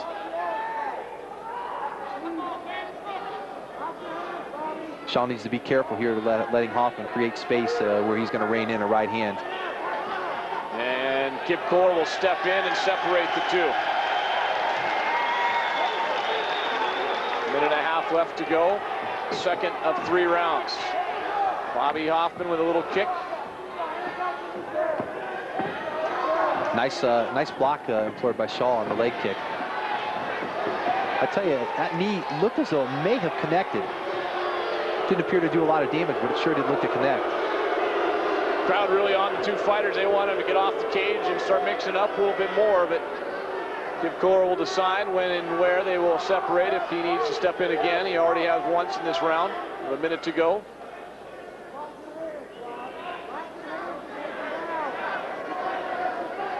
Hoffman done a nice job of controlling Shaw on the fence all night so far. Doing a good job of using the cage as part of his leverage, Shaw's doing a nice job now of turning his hip. I think he solved a little bit of that equation as he turns Hoffman back into the fence. These two similar fighters that maybe are kind of at a stalemate. I tell you, it's interesting how similar their styles are. Right hand there by Shaw knocked the mouthpiece out of Bobby Hoffman. And I tell you, this is something he needs to take advantage of right here. The double underhooks that Hoffman has here, he's going to look to bear hug Shaw down, and Shaw's just got to be careful to keep his hips back, and he needs to launch some bombs. Bobby Hoffman in some trouble here in this position? I don't think so. I think it's not the situation he would prefer to be in, but I think he's okay here. And we are nearing the end of round number 2, and there's the horn, and it's over. The second round is in the books. And crowd not happy, but that man, Kerry Shaw, has to be very happy with the way things are going. I tell you, if I was judging this, I think I'd give that round to Shaw. He seemed to be a little more effective. That sets up a third round, and as the fans are entertained by the fighters and the ring girls on the outside, we continue on. Take a look at some of the action here in the second round. He's got an attempted left knee to the head, which I think Shaw can work effectively if he just brings it about, followed by a series of haymakers by both big guys. And there they end up on the cage again with Hoffman having Shaw pushed up against it. Well, Kerry Shaw has to feel very good about himself right now as he gets ready for the final round against Bobby Hoffman. Kev Kohler will bring him to the center of the ring, and Pat Miletich giving Bobby Hoffman some last-second instructions, and here we go, the final round. Scheduled 3-rounder. 4 minutes left to go, and Hoffman was looking to come in and make a very impressive, or get a very impressive win. He has some things on his mind for down the road, but right now he's got his hands full with Kerry Shaw. Shaw is looking to play a little bit of the spoiler here. This is a critical round. Shaw really needs to come out on top in this round, and he perhaps needs to see if he can finish Hoffman. Then they get in tight and right back into the cage. Now Hoffman. I tell you, that's an attempt at a guillotine by Shaw there, but it looks as though Hoffman was able to get his hand in and block that. Yeah, looks like he's got his arm underneath in his hand. He's trying to pry it away. As we are 55 seconds into the final round, 4-minute rounds here. It's amazing having watched the progression of Bobby Hoffman over a period of time as to how much more technical a fighter he's become. I certainly would not say he's a technician by any means, but you can really see the teachings of Pat Miletich starting to rein in on Bobby Hoffman. Attempted knee looked like it was blocked there by Shaw. Standoff again. Shaw again on the attack. This time pushing Hoffman up against the fence. I tell you, I think wind is a little bit of a problem for Hoffman here. When you see that mouthpiece hanging out like that, it means the fighter is having a little bit of trouble breathing. And I think Hoffman's displayed that. Last round he lost his mouthpiece, which appeared to, he spit it out, and it wasn't from a punch. Here he's got it hanging out of his mouth. I think he could be having some trouble with some wind here. Is that a fitness issue then? Is that or an endurance issue? Well, I tell you, again, I think it comes up to a size issue. I think this is the first time Bobby Hoffman has really taken on somebody that's his size, strength, and perhaps weight, I guess. In fact, Shaw has a slight weight advantage. Shaw needs to be careful here in letting Hoffman have this kind of space, though. He's given him that space a couple times tonight. Hoffman hasn't been able to take advantage as they again come in tight. But I tell you, Hoffman displaying a modified Muay Thai grip on the back of the head of Shaw, which is a precursor to bringing that knee up and striking him. Shaw needs to be careful here. Well, there you see the spacing. That's a great look. There's the knee as well. Is he setting him up for that knee? It's hard to tell, but I would think that it's on his mind given the fact he's got that modified Muay Thai grip on the back of his head. Nice short left hand there by Hoffman that connected slightly to Shaw. Well, we have just a minute left to go. Scheduled 3-rounder. Hoffman in the black trunks. Carry the meat truck Shaw, and again the two big men start throwing haymakers. And No major damage there. That's what I mean about Shaw allowing Hoffman to create the space to do this kind of damage. Hoffman's very, very dangerous. If you give him a little bit of space and he's able to wind up that right or left hand, especially that right, it's heavy and it hits hard and it can change a fight in 1 millisecond. Well, as we get down to the final 25 seconds, has Hoffman done enough in this round? I don't know. This is tight. What Kerry Shaw needs to do here is get a last 15-second flurry going to steal the round and see if he can bring this to a decision. This has been a tight round. 10 seconds and counting as we get down to the final few seconds of the fight with Kip Kohler, the referee, looking on. And Hoffman takes a right uppercut, loses his mouthpiece right at the end, but that'll do it. The fight comes to an end. The two big men, Kerry Shaw, a little bit of blood coming out of the nose, but other than that, doesn't look like any worse for the wearer. After a fight with a very tough 14-1 Bobby Hoffman coming into this match. I tell you, I wouldn't be surprised to see this fight go to overtime. I think it's been that close so far. This is one of those fights you hate to be a judge because either fighter could really take this match either way. If we go to overtime, it'll be 3 minutes. TJ Thompson, our ring announcer, heading over, and the fighters conferring now with their corners while we await a possible decision. Whether or not we get it or we go to overtime remains to be seen. And Jeremy Horn there looking on. Like you said, a lot of big names, a lot of familiar faces in the audience here. It's a strong camp. You got both Pat Miletich and Jeremy Horn over there cornering for you. Two of the most dominant fighters in their weight classes. And I do believe we're going to overtime. Let's check in with TJ Thompson. There will be a 4-minute overtime.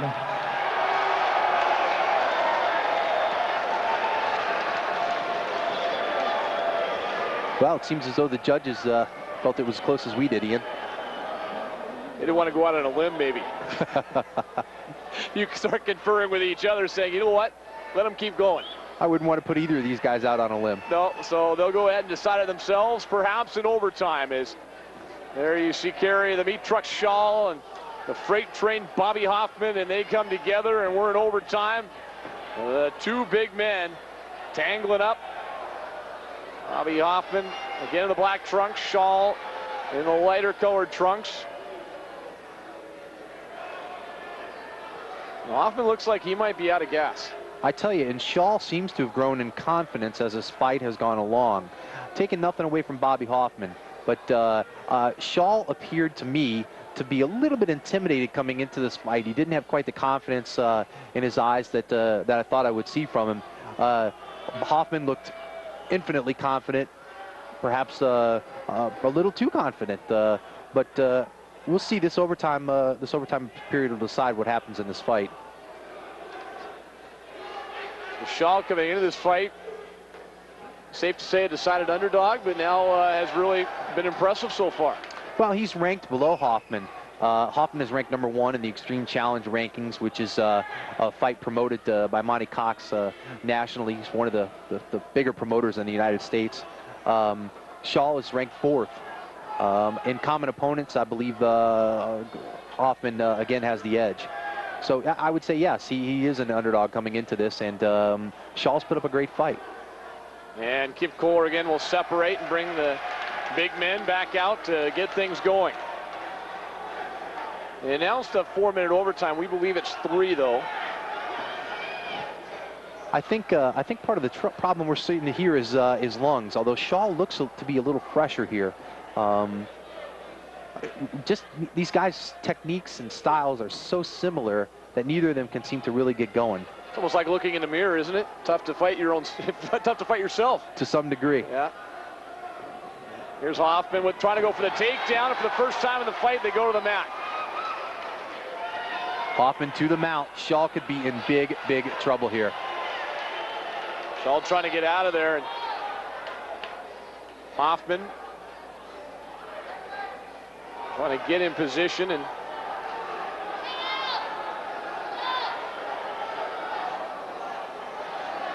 what's Hoffman trying to set up here? Just the big. Well, I tell you what Hoffman wants to do from here is secure the head of Kerry Shaw and really start raining down the strikes. Heavy elbows, heavy leather, heavy hands.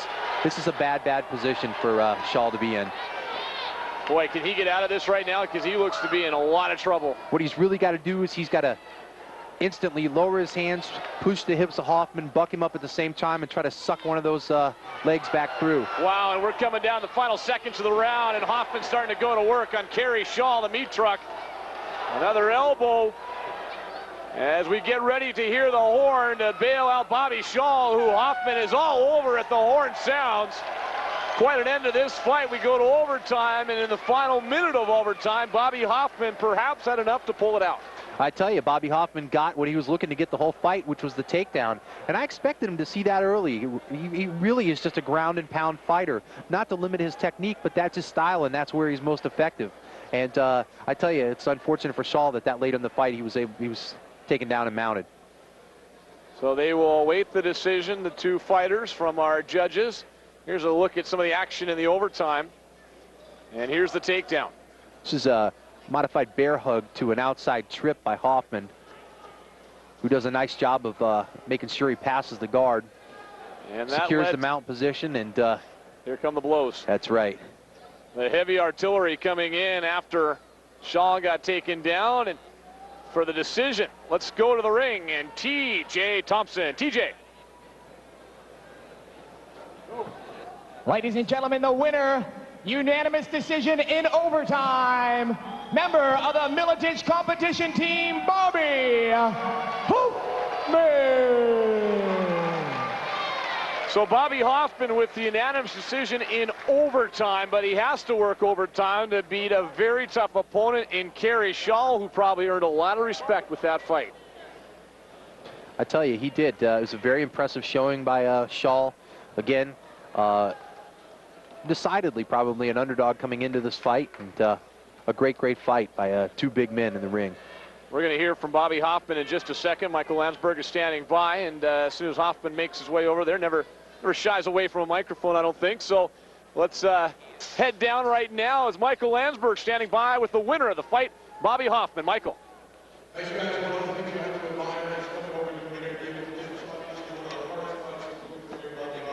And it had to be a technical fight. You're used to brawling. You learned a lot from Pat Miletich, didn't you? Yeah, how to teach control, more controlled. 14 minutes and 6 seconds. It took you that long to get him down. Was that your plan right from the start? No, I wanted to stand and brawl with him, but just didn't work out that way. I didn't get off tonight. Probably one of my worst fights I've ever had in my career. But give credit to Mr. Meat Truck. So he was a very worthy opponent. Yeah, he seemed to gain some confidence as the fight went on, didn't he? Yeah, I seem to. That's my fault because I let him gain the confidence. So you look ahead to the heavyweight division. Is there anyone lying out there that you'd like a shot at? Yeah, excluding my piss poor performance tonight, I'd really like to get a shot at Conan Silveira for the title. That's what you'd like to have? That's what I definitely want. So. How about Conan? Yeah, Conan. Yeah. All right, Bobby. Congratulations to you. And it took a while, but it was sure exciting at the end. What do you have to say to these fans in Evansville, Indiana? Hey, man, sorry I got off, but a victory's a victory, you know. Bobby Hoffman, a winner in overtime. All right, thanks a lot, Michael Landsberg and Bobby Hoffman down ringside, and Conan on the minds of Bobby Hoffman, but on our minds right now, Carlos Newton, Toronto, Ontario, and Carl Schmidt, the Marine from New Orleans. I tell you, an interesting matchup here. A very accomplished international technical fighter in Carlos Newton, having not fought since last July. Carl Schmidt, an ex-military, ex-Marine fighter who is relatively untested in the WEF. Should be an interesting matchup. Light heavyweights on the way, Newton and Schmidt, and special guest up here right now. Yeah, we're joined by Jeff Osborne of Hook and Shoot, a local Evansville, Indiana product, and a great series of fights they put on every year. Jeff, welcome. Jeff, you see the fight? What great fans you have here in Indiana. Evansville, they've had some fun so far tonight, haven't they? I tell you what, we have some of the best fans here in the Midwest, and I feel like a winner tonight because I only had to drive 10 minutes to get here. Well, welcome. Stick around for this fight if you would, Jeff, as we take a look at the participants making their way out onto the ring. And first of all, from Toronto, Ontario, Canada, Carlos Newton, 5'9", 176. Guy's looking to make some things happen tonight.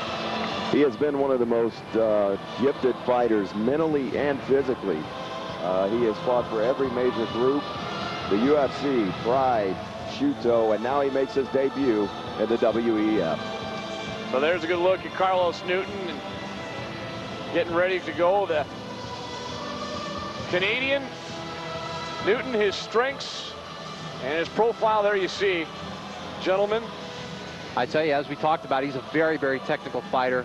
He does have a no-quit attitude. I've seen this guy go at many of the best fighters in the world. The question is his absence from no-holds-barred fighting. It's been last July since his last entry into the cage. Well, Carlos Newton is looking ahead to this fight with Carl Schmidt, but he's certainly not taking Schmidt for granted.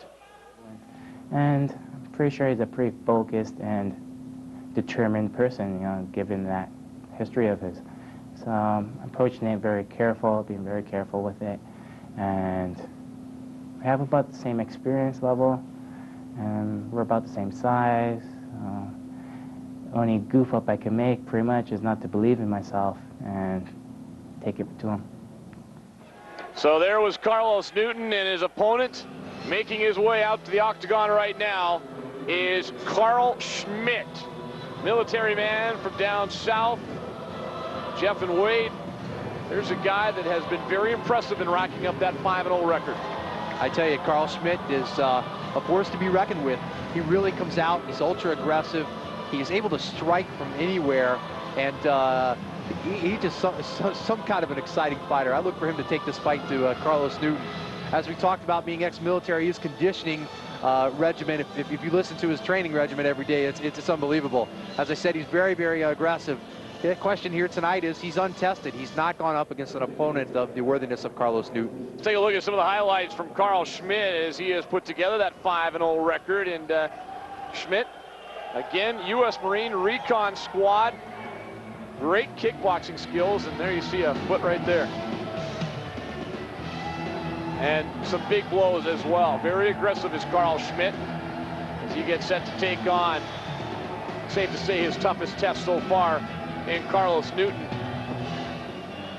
And Carl Schmidt is talking about the fact that Newton indeed will be tough, maybe his biggest test yet. Definitely, this is going to be my biggest test today. You know, like Carlos Newton, he's an outstanding fighter. You know, I have all the respect, and I'm excited to have the opportunity to come here and fight such a fighter. So this is definitely an opportunity that I didn't want to miss. So there you go, Carl Schmidt, and there's a tail of the tape. 23 years old is Carlos Newton. He has 1 inch shorter than Carl Schmidt, and they are about 4 pounds difference. The reach very similar as well. Let's go to the ring for the introductions with TJ Thompson. TJ. Ladies and gentlemen, the next bout scheduled for 3 5-minute rounds. The fighter on my right, wearing the white trunks trimmed in red and black. 5'9" tall, 175 pounds. From Dragon Ball Jiu-Jitsu, a 9-3 professional record, Canadian Pankration and Canadian Jiu-Jitsu champion. Trains out of the Warriors Martial Arts Center in Newmarket, Ontario, Canada. Please welcome Carlos Ronan Newton.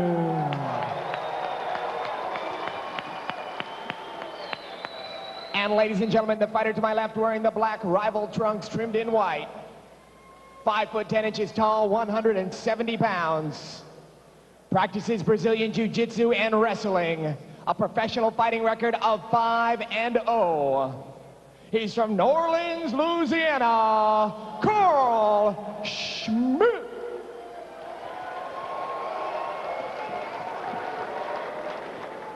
So there you go. The introductions are complete. Schmidt and Newton getting ready to square off as referee Kip Kohler brings to the ring. Gentlemen, what do you expect to see? Is Schmidt going to try to go for the big one early on? I think Schmidt will come out and take it to Newton. Newton's a very tactical and technical fighter. Nice left hand immediately there. And Schmidt gets Newton down. Carlos Newton from Toronto, just outside of Toronto, we're told. I've seen Newton in the Pankration trials earlier this year, and I must say this guy obliterated 4 straight opponents, all in under a minute by submission. You could probably look for Carlos to go for some submissions. He's right now sitting in that guard position as Schmidt on top. Jeff, between your video production and the amount of fights that you guys put on, you've probably seen more fights than anybody in this sport. What do you look for in a fight like this? As you see two fighters you've seen, matched up with some common opponents and etc. As you said, Schmidt is kind of untested, whereas Newton, as I said earlier, has been in every major promotion. And there he's going for an armbar right there. Somebody's bleeding there. Somebody's bleeding profusely. And that is it. That's it. It's over. Carlos Newton, a very, very impressive victory. It looks as if Schmidt caught a heavy shot on the right eye. It's bleeding and is already swelling as Newton celebrates. Well, Carlos Newton very quietly, I think the crowd even knew what happened there, Jeff. It just kind of came out of nowhere, but Carl Schmidt, the U.S. Marine, they said, maybe untested, he got a test today. I've said this about Newton many times. He's not quick, he is sudden, and that's exactly what happened out there just then. Let's go to the ring announcer as TJ Thompson, stumbling into the octagon, will give us our official announcement. TJ. Goal. Check. Ladies and gentlemen, the winner, round number 1, armbar submission, Carlos Ronan Newton. Well, it's an armbar. It happened 1:12 into the schedule 3-rounder, and Newton not done putting on a show. Here's a look at how the fight ended again at the 1:12 mark of the first round, gentlemen. Well, there you see Newton trying to work that left leg through. Carl Schmidt doing a good job of defending, but finally Newton able to lock the arm and score the submission as Kip Kohler steps in. Boy, Sutton is right. I mean, he rolled him over, and it was over. There you see Newton, and yeah, some kind of happy after it was all said and done as Carl Schmidt makes his way down the ramp, as does Newton, and try to maybe get a word with Carlos Newton real quick from Toronto. Landsberg will take him backstage rather, and we'll hear from Newton in a second. Again, Jeff Osborne from the Hook and Shoot locally here. Again, great fans here in Evansville. Nice turnout here tonight as well, and it's been a lot of fun as we take a look at this great crowd here at Roberts Stadium. It's been a great show thus far, and it's going to be a great show coming in just a few minutes. And Wade, you couldn't ask for anything more. So we've seen it all already, and we're only halfway through. I tell you, I was so excited about this card, and I remain so excited about this card. This is just a great series of fights, and I certainly appreciate Jeff Osborne joining us from Hook and Shoot up here in the booth. It's been a pleasure, guys. Thank you very much for having me. Well, thanks, Jeff. It's nice having you stop by as well. And sudden is what Jeff Osborne said about Carlos Newton here in this last fight against Carl Schmidt. Carl Schmidt, they said, untested. He learned a little bit as well in this fight, I think, too, as he got taken out 1:12 in to the first of scheduled 3 rounds. And you look at a guy like Newton and wondering a little bit of an unknown commodity, at least in this venue. But he proved himself big time. I tell you, Carlos Newton has the reputation internationally. The only question, as I said, is his layoff since last July. I asked him that question directly in the interview, and his reply to me was that, hey, I've been gone for a year, but I've been learning during that year. And it looks as though he was able to apply it. I tell you, Carl Schmidt's a tough guy, and he really took it to him. He did indeed. Hey, let's go backstage right now because Michael Landsberg is standing by with the winner of the last match, Carlos Newton. Michael. Carlos and I are from the same neck of the woods, so maybe I'm a little bit biased, but that was a fabulous match, and you had laid off for a year. You didn't appear to be rusty at all. Did you feel any effects of the layoff? No, I've been training the whole time during the layoff, except for my recovery from my past event or accident. And I've just been concentrating on learning a lot of new skills, because I have a lot to learn, I know that.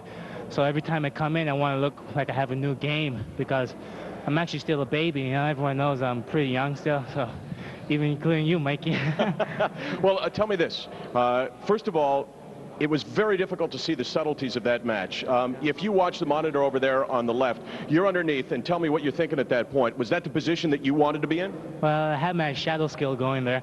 That's the name of my technique. But he was loading a little bit too much, heavy. I just hold it, and he went for a hook. I anticipated the hook. From there, just slowly, nice and softly move into the armbar. He didn't even know it was coming. just nice and smooth. And obviously, you landed a blow to his face as well because his eye was pretty swollen pretty quick. Thanks my boxing coach, Everton McEwen. He's the best in Canada. You guys, believe in Canada. This guy's the man. Carlos Newton, congratulations. All right, thanks, man. Amazing when you think of it. He's what the sport is all about. He lands the big blow, showing the boxing skills, and then down on the ground, he showed you the skills there as well. Carlos Newton with a resounding victory. Let's go back to the guys upstairs.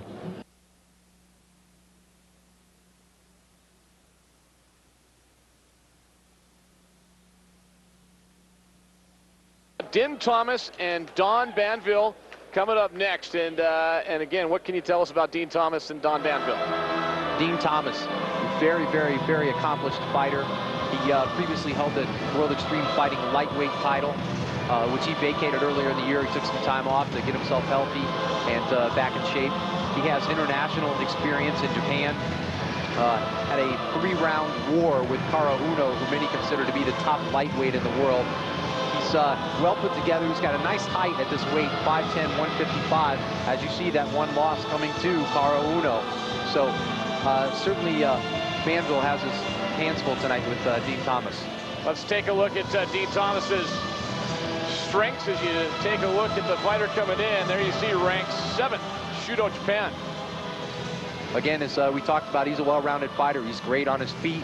He's tough to take down. If he does go to the ground, we've seen him win by submission on a number of times. And I'd call him a defensive fighter as well.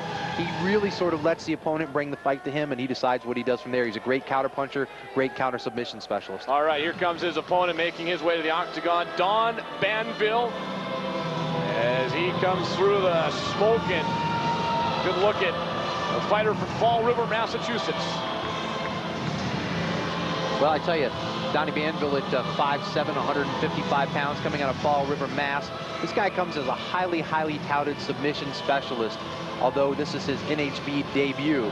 A little bit different from submission background versus NHB. Supposed to have some great conditioning, and again, I think experience in NHB is going to be a factor here. Let's take a look at the tail of the tape between Thomas and Banville as they get set to go in our final preliminary bout of the evening. And there you see the age difference. Banville 4 years older than Thomas, but the height advantage going to Dean Thomas. How much of a factor will that be? I tell you, I think that he has a significant reach advantage, which obviously is directly correlated to the height, or at least in most of these individuals' cases. All right, let's go back to the ring and TJ Thompson. Ladies and gentlemen, the next fight, set at 155 pounds, the fighter to my right, wearing the rival black trunks trimmed in white, stands at 5'10" tall, weighing at 155 pounds. He's a Vale Tudo fighter with a 9-1 professional record from Orlando, Florida, Dean Thomas.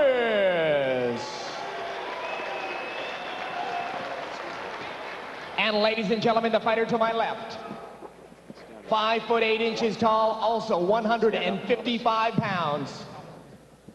He's a black belt in judo, a brown belt in jiu-jitsu, making his professional fighting debut from Fall River, Massachusetts, Don Banville.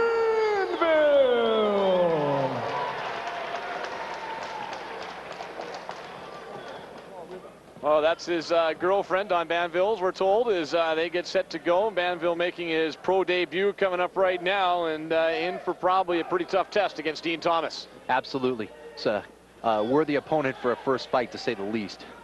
Thomas on the left, Banville on the right as they get things going. 4-minute rounds, 3 of them. I would expect that Dean's going to try to pressure Banville, knowing it's his first pro debut. I think Banville's going to look to skirt the punches and kicks of Dean, perhaps get this to the ground quickly on a takedown. It'd be interesting to see if he can take Thomas down. Thomas trying to use that height advantage, which obviously makes it a reach advantage as well. We didn't talk about that. How much of an advantage is a reach in NHB? Well, certainly for a counterpuncher, it's a big advantage. Even if you can't get your punch off first, you can get there first. There's the first takedown attempt by Banville as he brings Thomas right into the guard. Is that exactly what Banville was looking to do right there? I think this is where Banville wants to be, and he did a nice job. He knew he wasn't going to get the takedown. He just pulled him right into his guard. You see Dean Thomas taking that left hand and working into the ribs of Banville.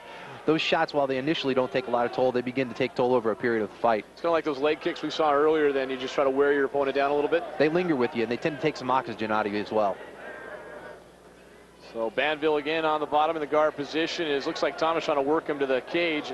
Banville did a real nice job. I'm very impressed with that, especially for his pro debut in a cage. Knew exactly where he was at, looked to turn himself away from the cage immediately, knowing that he does not want his head or his body pressed up against it for Dean to work on. Again, Dean takes those rib shots back to him. You can see both these fighters are very composed. Surprising Banville again. You're talking about composure for a guy in there for the first time. I tell you, he has a lot of confidence in talking to him, especially. He has a lot of confidence in his submission skills, his camp, and the people up in the Northeast know him very well, and just say he's a titan with submissions. 1997 New England lightweight advanced jiu-jitsu champion is Don Banville from Fall River, Mass. He's also a brown belt in Brazilian jiu-jitsu and a black belt in judo. So he certainly knows his way around a mat. Let's see what he does with the cage. Kind of the chess match going on right now. Not a lot of action, crowd kind of unruly, but these guys both know what they're doing. They're trying to work into some sort of opportune position as the referee will break the two fighters.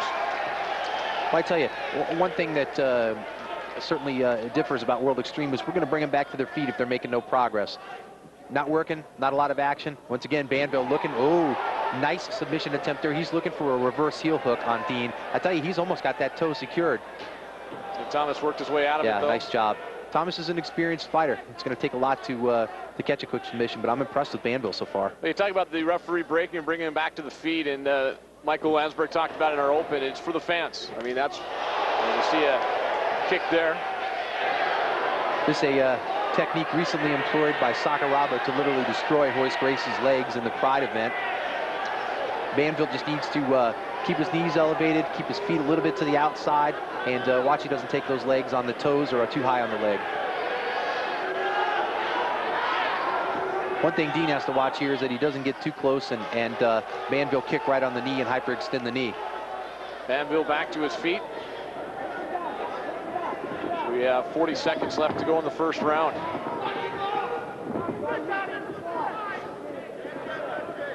Dean's doing a nice job of closing the distance. Banville obviously doesn't want to go toe-to-toe and strike with him. There's an overhand right, left, and another right. Banville's going to look to shoot in. Dean's going to look to finish.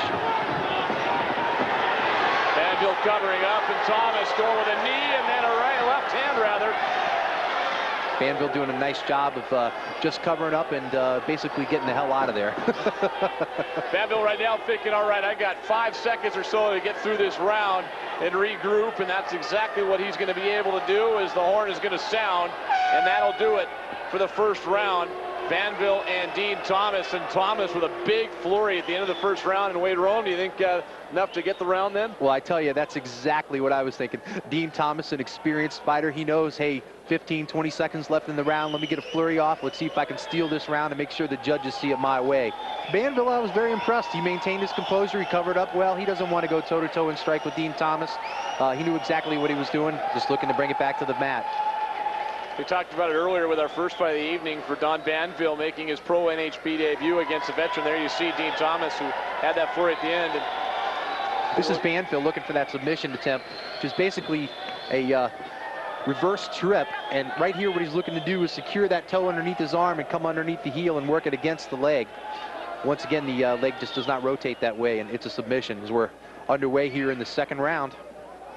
Well, Banville survived his first pro round under his belt, trying to regroup against Dean Thomas. Thomas on the right, and on the left side there is Don Banville.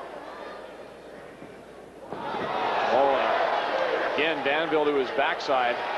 Well, I think that was an attempted trip again, reverse trip, which Dean caught him with a right hand as a counter.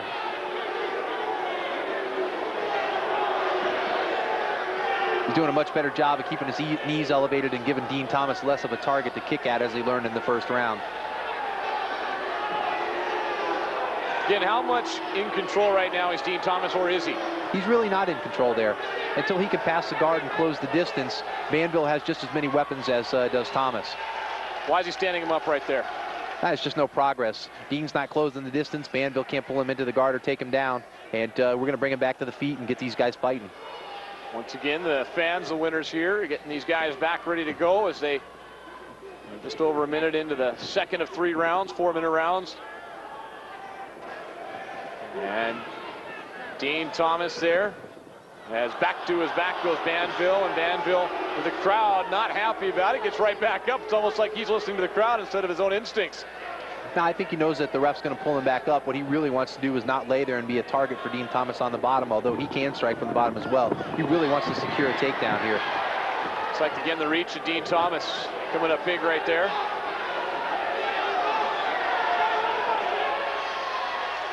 Thomas going to back off and allow Banville to get back up. And I think that's what Banville was waiting there for. He's waiting for the referee to step in so that he doesn't try to get up and take an unnecessary strike from Thomas. Midway through the fight here, midway through the second round. I think that Dean Thomas may be frustrating Banville a little bit here. He's starting to take some desperate shots. Basically, it wasn't even a shot. It was a head down, and I'm going to run at him. Once again, it'll be Thomas backing off. Comes back in. Thomas, a decided height and reach advantage. Get that left hand out there. Going for the takedown there was Banville, but Thomas broke it up nicely. Thomas did a nice job laying on that right hand there to push the head of Banville back. You notice the welt on the left leg of Banville starting to appear there. He's taking some punishment. Thomas obviously sees that. Now he's going to switch legs and give him a little matching welt on the other side. You see Banville with his hands behind his head, trying to support himself. Well, that's a technique that's often employed in jiu-jitsu. Put your hands behind your head. Oh, nice somersault to a kick. Nice job by Dean. Spectacular move by Dean Thomas. Got the crowd on its feet. These guys are just great athletes, I tell you. If you ever want to question the athleticism of one of these guys, you should see what they can do other than fight. That we just saw from Dean Thomas. Nice little cartwheel spun around, and crowd loving that. Right back to that, working on the right leg of Banville. He really is starting to deliver some damage on the legs of Banville here. Upper left thigh showing a nice size welt. Don't have a good look at Banville's right thigh, but it appears as though you see Banville's limping back towards his corner. They're starting to take their toll. Banville again with 10 seconds to go in the second round. Looking like he's trying to survive as much as anything on a couple legs that have to be awful, awful sore. And Thomas taking a peek as we get ready for the end of round number 2. And the horn sounds, and that'll do it for the second round. Banville and Thomas. And boy, Dean Thomas, spectacular move there in the second round. Yeah, I tell you, it was a nice cartwheel to try to pass the guard of Banville. I think it took Banville by surprise. I think he's telling his corner, wow, I didn't expect that. Welcome to the pro ranks, I guess. If you'll see, he's not supporting weight on that right leg very well here. He's talking to the official right now, the referee, and wondering if he's able to go on. I think Mike Green's checking on him and make sure he can continue. Banville's having some dialogue, and his corner's having some dialogue. That may be it. Boy, I'll tell you what, Banville, as he walks out again, that's going to be it. The fight's going to be called because Banville unable to continue. And the leg kicks from Dean Thomas. You talked about how they take its toll. Well, he just wore down Banville right on down.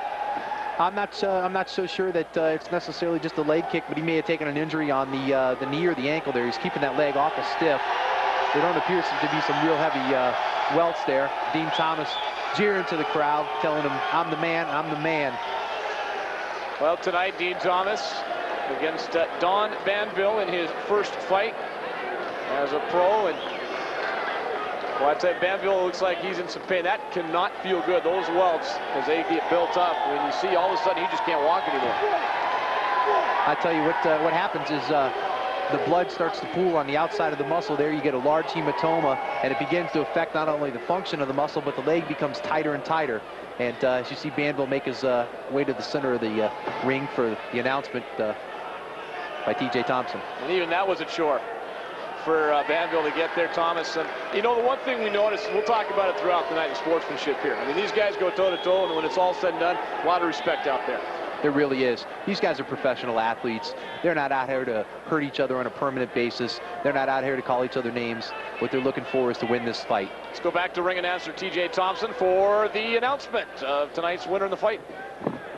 Ladies and gentlemen, failing to answer the bell in the beginning of the third round due to an injury, your winner, Dean Thomas.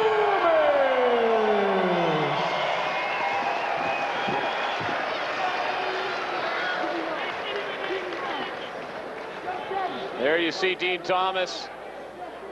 And I'll tell you what, he's some kind of fired up. Let's take a look again at what did the damage and what won the fight for Dean Thomas, who carries Don Vanville out. Vanville saying, you know what, I had enough. Thomas will help him to the back, and here's how he won the fight. I'm sure you've never felt these kind of kicks before, have you? I wish I'd never felt these kind of kicks before. I tell you, Vanville's going to be feeling this for a few weeks. There you see on the left leg, that welt, and it just got bigger and bigger. And I tell you, it appeared to be the right leg that was having a lot of trouble with Vanville there. So I'm not so sure he didn't take a knee right on the knee and just have a little bit of bone-on-bone contact that called that fight.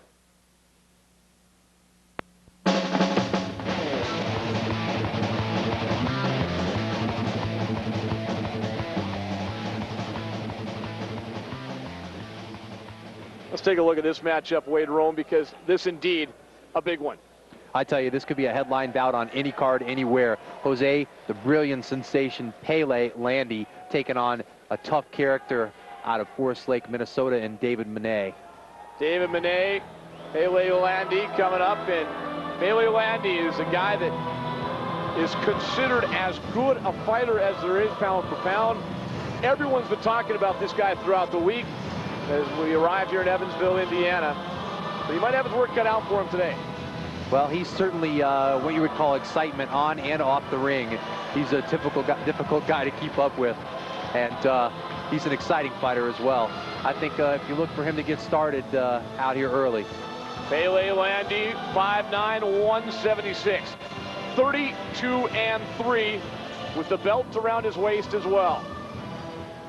I tell you, Pele Landy earned that belt last WEF 8 in Rome, Georgia, going platinum by defeating a fighter we've talked about a few times tonight, Pat Miletich. He did that as well with knees and his aggressive technique, as are his attributes. He's also got, just as you saw by his record, a great deal of international experience. Brazil, Europe, the United States. Put on a show already as we take a look at some of the highlights from Pele Landy, as tosses his shirt into the crowd, gives somebody a souvenir, and here he is in action. It's a good look at Pele Landy and Pat Miletich in WEF 8 going platinum. Nice series of knees here to the head of Pat Miletich. This is a foot stomp that was just incredible. He's an exciting fighter. What a spectacular move against a guy like Pat Miletich. And there you see the takedown as well. Wearing the title, Pele Landy from Brazil, who will be facing David Monet as he makes his way out. Well, things don't get much any easier. You go against Pat Miletich, and now you have this guy as your opponent from Forest Lake, Minnesota. I don't know if easy is the word I'd use. No, it doesn't get any easier. It doesn't get any easier. You're right. It just doesn't get any easier. Pele's up for a test here. Dave Monet, not as big of a name internationally or domestically as Pele, but he's certainly a well-rounded fighter. Take a look at it. He's a big guy for this weight class. His overall size is just impressive. Again, he has a great deal of experience, and this is a no-quit guy. He always finds a way to win the fight, and that's probably his strongest attribute. Let's match him up head-to-head. Here's a tail of the tape with Monet and Landy. Just 1 year age difference, and size almost identical. So the difference, well, we'll find out. Let's go to the ring. T.J. Thompson standing by, and he'll get things going with tonight's introductions. Ladies and gentlemen, the next match for the World Extreme Fighting Cruiserweight Super Fight Belt. The fighter on my right in the blue rival trunks trimmed in white. 5'10" tall, weighing at 175 pounds. Practices Muay Thai and Jiu-Jitsu. a professional fighting record of 28-3. From Rio de Janeiro, Brazil, current WEF Cruiserweight Superfight Champion Jose Pele Landi.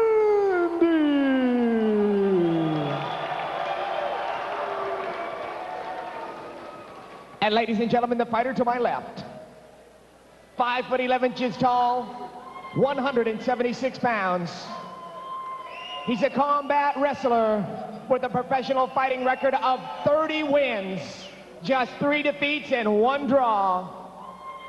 He's from Forest Lake, Minnesota, Dave Moniz. Scheduled 3 5-minute rounds.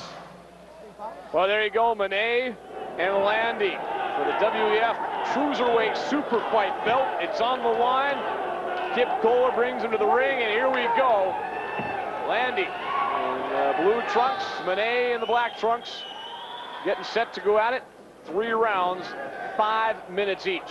I tell you, I look for Monet to try to close the distance on Landy when he decides to come in pretty quickly. Landy is very effective outside with his kicks.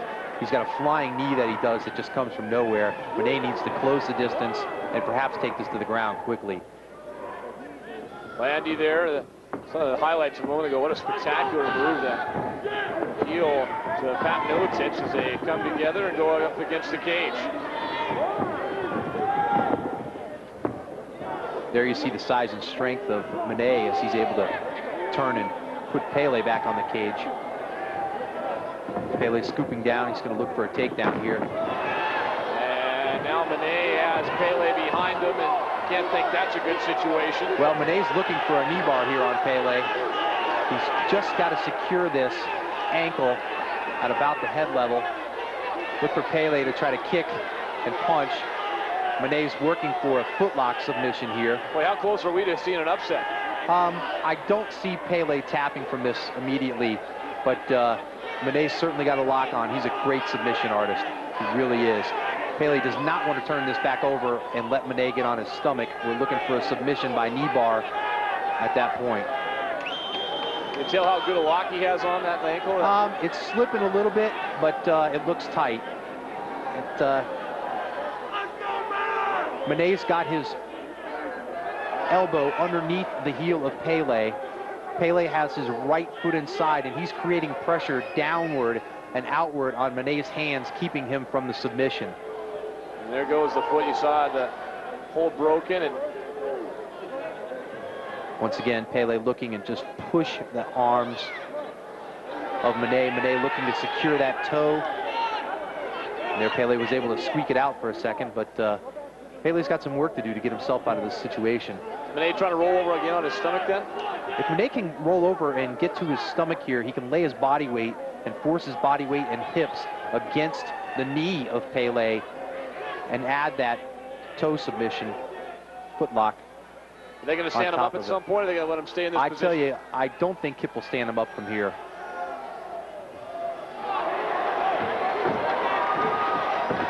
Spin back around, and now Pele going to guard position. Remember, we're now to 5-minute rounds, 3 5-minute rounds. So just past the midway point of the first round, scheduled 3-rounder. First real look at Pele's guard we've had in World Extreme Fighting. And Pele employing the guard nicely, keeping Monet's head down, keeping the distance close. Look for him to create some space and try to work out of here. Monet's a very, very accomplished submission fighter, as you noticed by his quick attempt there in the early round. Pele still in that guard, and Monet on top. Pele tried the big elbow.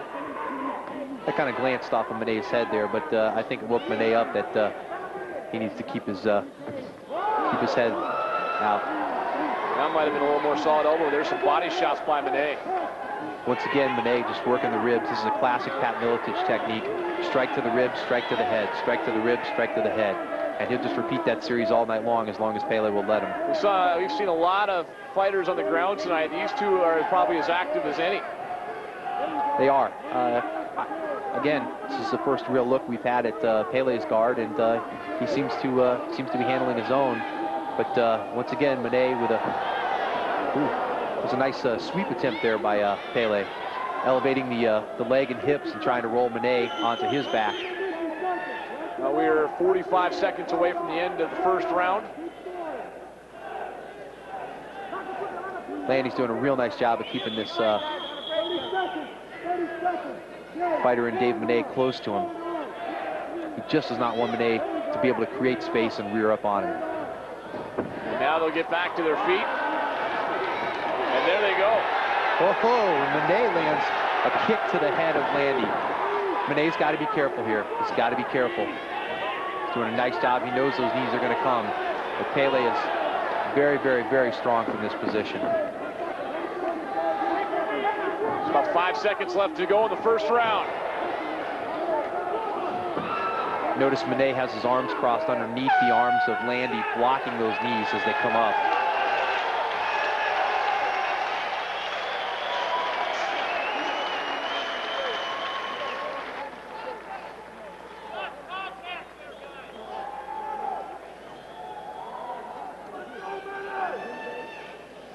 Well, we are through the first round. It's Jose Pele, Landy, Dave Mene. There you see Mene. A little bit of blood flowing early on. A pretty good battle between these two.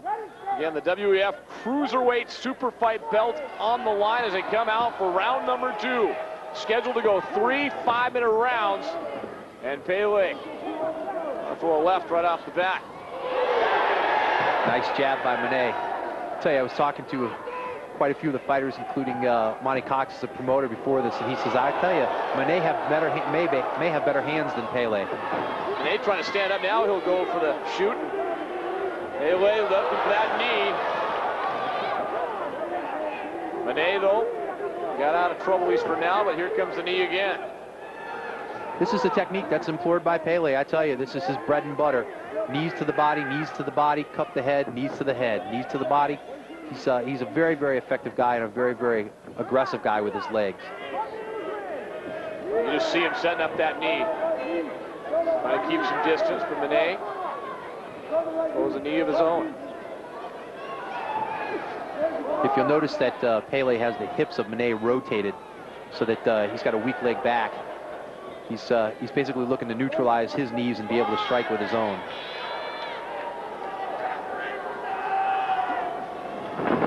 Taken down by Pele, goes into the guard position.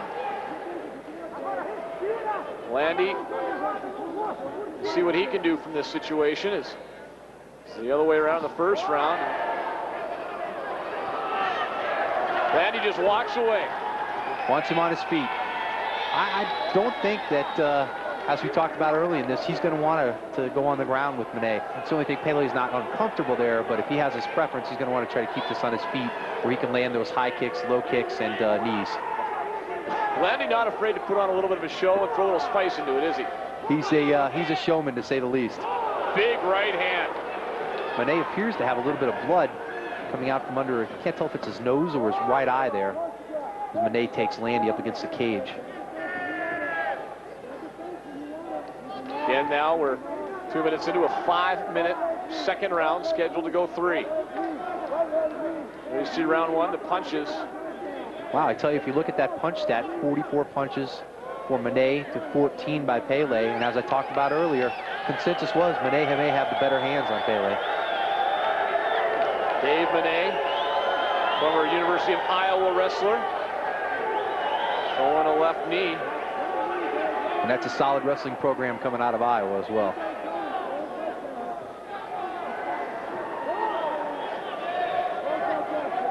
And up against the cage. Just kind of waiting for the fireworks from Landy, and now Kip Kohler will step in. But Landy, a guy that talked about the fireworks, and we saw the highlights earlier.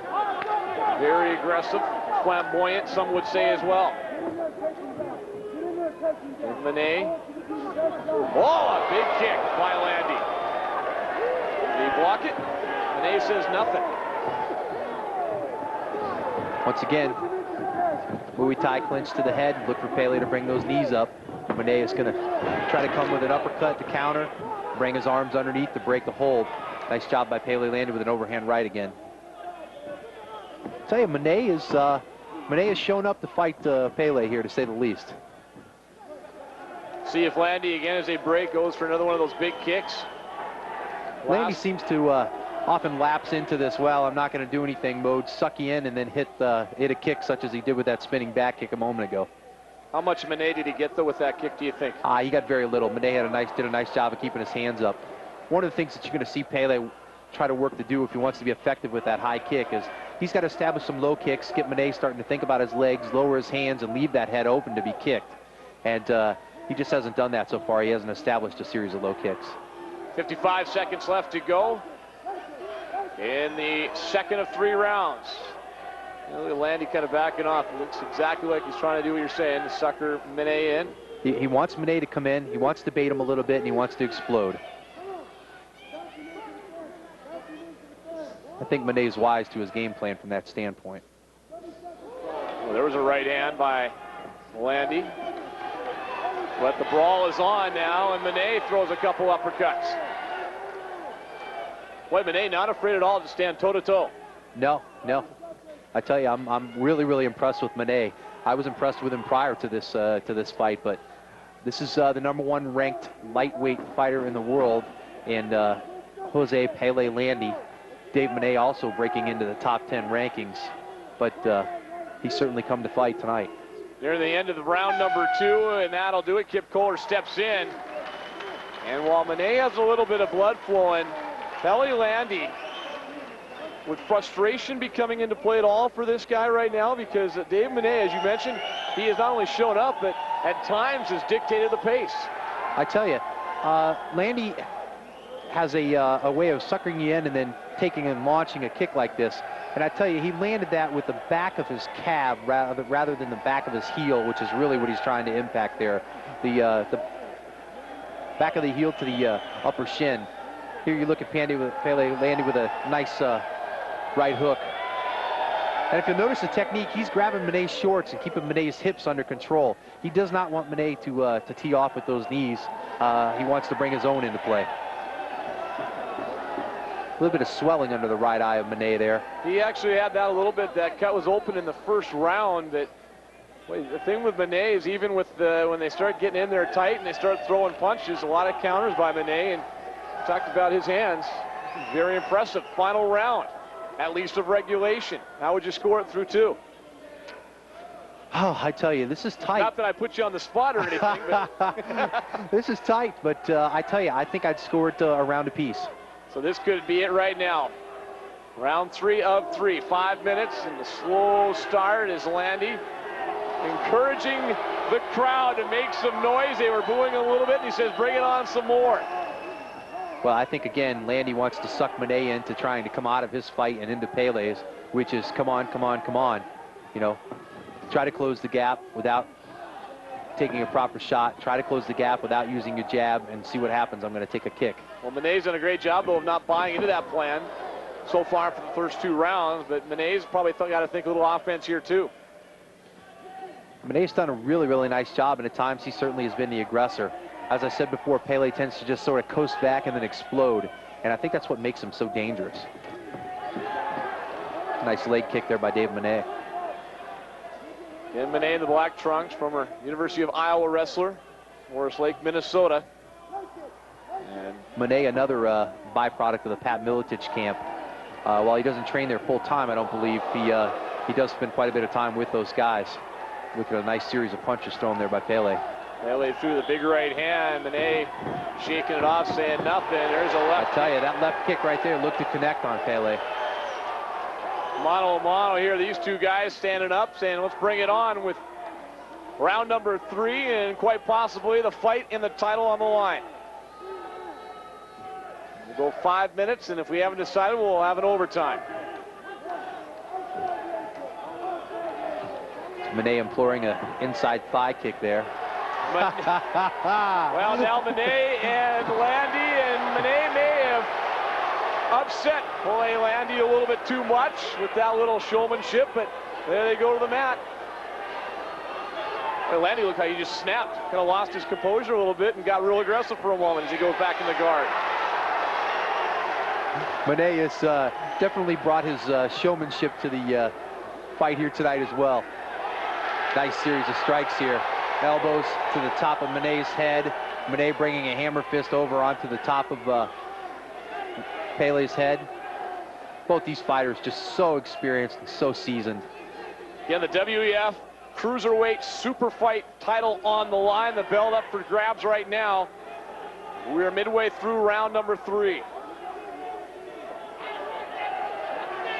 Once again, there you see the technique patented, quote unquote, by Pat Miletich of shot to the ribs, shot to the head, shot to the ribs, shot to the head. And if you notice, Monet will change up sides. He'll do it on the left for a little while, change up, come back to the right with it. And there it is. Pele really needs to try to work himself off of the fence here. Taking a series of body blows. Trying to come back, but again here you see Dave Monet with a minute and a half left in regulation. And even though Landy in the guard, Monet seems to be in control. And a chant of USA by the crowd for the American from Iowa against the Brazilian Pele Landy. Let's see if that gets Monet even more inspired. A international rivalry developing in the middle of this match, huh? Well, right here in the heartland of America in Evansville, Indiana.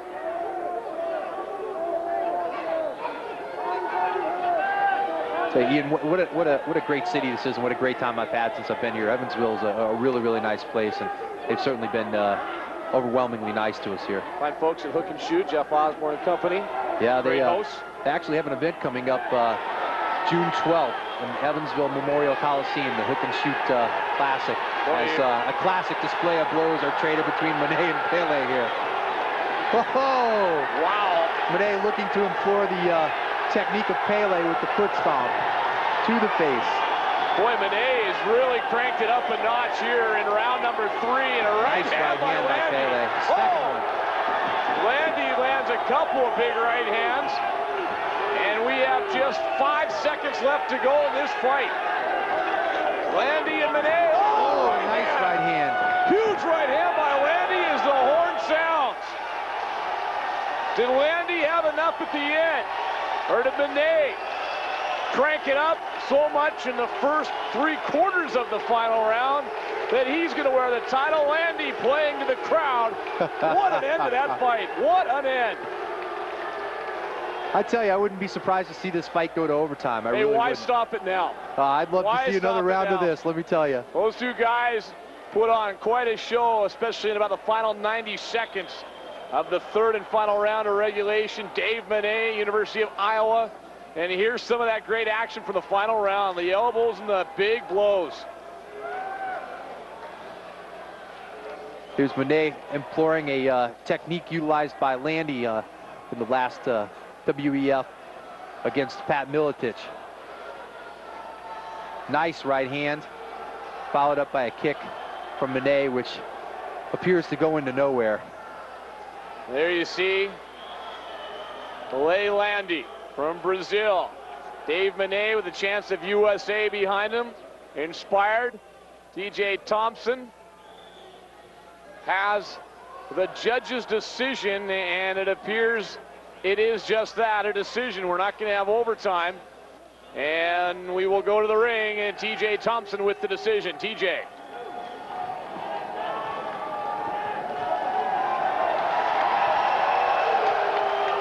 Ladies and gentlemen, we have a majority decision. I don't know. Judge number 1 scores about 29-29 draw. Judge number 2 scores about 30-28. Judge number 3 scores about 29-28. For the new WEF Cruiserweight Super Fight Champion,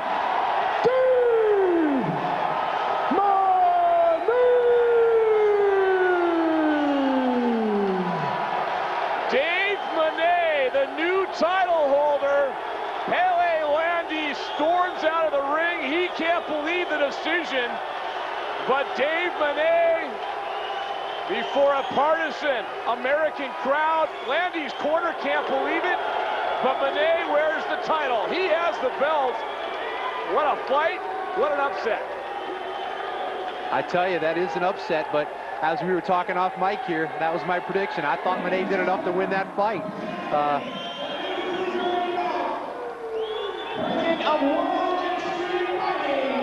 Jamie Levine.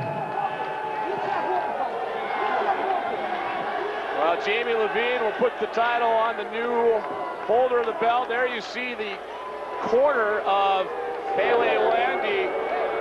And to say they're upset, that's an understatement. Landy, I think, disbelief. I tell you, I thought it was a close fight, and I thought Menne did enough to win. I really did. Pele Landy still standing off in the distance as Dave Menne, the new title holder, and we'll check in with him in a moment with Michael Landsberg. But a little bit of what would a night of the fights be without a little bit of controversy? There you see the argument continuing in the ring, but the judges rendered their decision. And we looked at one another when they were making the decision, Wade Rome, and you said, I would not be surprised to see Menne get it, as Menne will make his way over to Michael Landsberg with the new title, with the belt around his waist, and what a great feeling that is here in Evansville. What a night for the young man from the University of Iowa. And Michael Landsberg standing by. We'll get Michael in just a second. Michael, huge upset down there. A lot of controversy as well. Yeah, there was the controversy and there was the feeling in the crowd, but I got to ask Dave Menne, as the crowd started to chant, USA, USA, USA, did it help? Yeah, it's nice to know that the crowd's behind you. It's always an extra. It's always nice to know that people are behind you. Gives you a little extra heart, and you know, makes you feel good. The hometown's always a nice place to win. I was listening to TJ say the winner and new champion. What were you thinking with the pause there? I was thinking, sweet that something finally went right. It's a long road, and it's been a lot of sacrifices, and a lot of cold nights, and a lot of lonely nights at the gym. And sometimes there doesn't seem like there's any payoff, and when you hear that, then that's nice, finally. This was, I think, by all accounts, a legendary fight. A battle all the way. Could have gone either way. Did his arrogance, cockiness in the ring give you perhaps the edge that you needed to push you over the top? Gave me a little spark. You know, when he did it, it made me want to hit him. You know, so... And I guess the question now becomes, what's next for you? Oh, I don't know. I gotta ask my manager, I guess. Congratulations, a hugely popular victory. Let's hear it for this man, the new champion, Dave Menne. All right, Dave Menne, the new title holder, the WEF Cruiserweight Super Fight champion, as the title now belongs to Dave Menne. And what a fight that was. And we may have a long way to go to top that one, especially the final round, the third one. But coming up next, Rich Franklin and Gary Myers. And there you see the matchup in Wade. It should be a pretty good one, too. Well, I tell you, Rich Franklin, a relatively unknown fighter coming out of the Extreme Challenge Series, taking on hometown favorite in Gary Myers. Looking forward to seeing this tank roll. Gary Myers, Muncie, Indiana. Rich Franklin should be making his way out first. And there he is. Rich Franklin, Cincinnati, Ohio. Battle of the men from the heartland, the Midwest. Cincinnati, Ohio, and Muncie, Indiana getting set to go. And tell us a little bit about Rich Franklin. Well, I tell you, Rich Franklin is highly ranked in the Extreme Challenge Series. He trains with Kerry Meat Truck Shaw, as you saw the Meat Truck Incorporated shirt as he came to the ring. He's got great stand-up.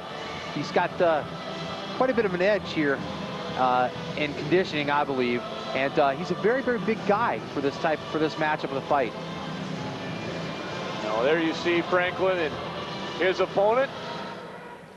Gary Myers. And again, here in Evansville, Indiana, young man from Indiana, and here he comes, wasting no time getting into the ring. This is a trademark of Gary Myers, saying, let's get it on, baby. He is a brawler. He is aggressive. He is experienced, and he has something to prove here. I tell you, Gary Myers is at the very least entertaining. This, he says, is going to be his last fight, and he wanted to do it here in Indiana. So Gary Myers talking about how it's his coming out party. He's ready. He was ready to go an hour ago, I think. Let's go to the ring. TJ has the introductions.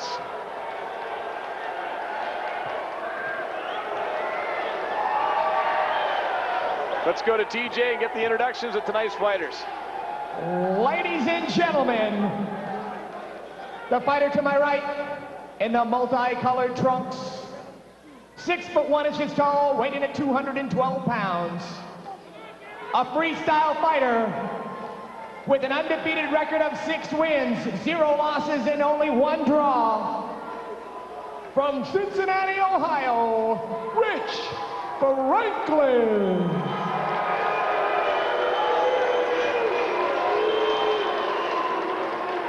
And ladies and gentlemen, the fighter to my left in the black trunks, trimmed in white. 5'8" tall, 213 pounds. He's a world-level wrestler with a professional fighting record of 58 wins, 4 losses, and 1 draw. From Muncie, Indiana, please welcome the Iron Bear, Gary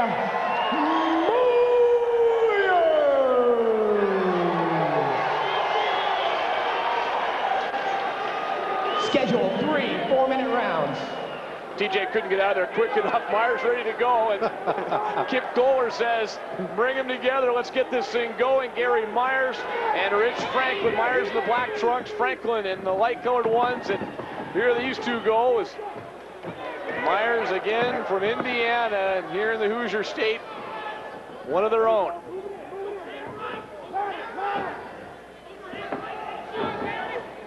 Rich Franklin says this is where he wants to keep this fight, is standing up with Myers. Myers, a very accomplished wrestler, I think is going to look for the takedown and ground and pound here. It's going to be interesting to see. There's a big reach advantage that Rich Franklin holds here, certainly a height advantage, and Rich Franklin can use his jab effectively, perhaps his kicks effectively to keep Myers at bay. He may be able to keep him from getting the takedown. There you see they get in tight, and Myers sticking takedown right now, but a good job by Franklin to keep Myers at bay. As Franklin from Cincinnati and Myers from Muncie, Indiana. Well, body blows there. Myers tends to stay busy when he fights. He's always looking to score. He's got a ton of experience behind him, and he knows what wins fights. Obviously, by his record, he knows what wins fights. Rich Franklin, he's undefeated with a tie, according to the record we were given. And see if he can stack up against the Iron Bear. The Iron Bear still standing up with Rich Franklin. As you mentioned, you got to think that Gary Myers wants to get Franklin to the mat, but unable to do so far. Nice technique there by Myers, striking to the thigh, striking to the body. Not quite the same effect as a kick there, but again, it's just a take this with you for the fight type thing. Franklin does a nice job reversing Myers up against the fence. 3 4-minute rounds, and start thinking about stamina, trying to wear down your opponent. We've been seeing it throughout the night. Myers trying to throw some body blows. You see the side of Rich Franklin, they're already a little red. Not sure if that's from being grinded against the cage or from the strikes.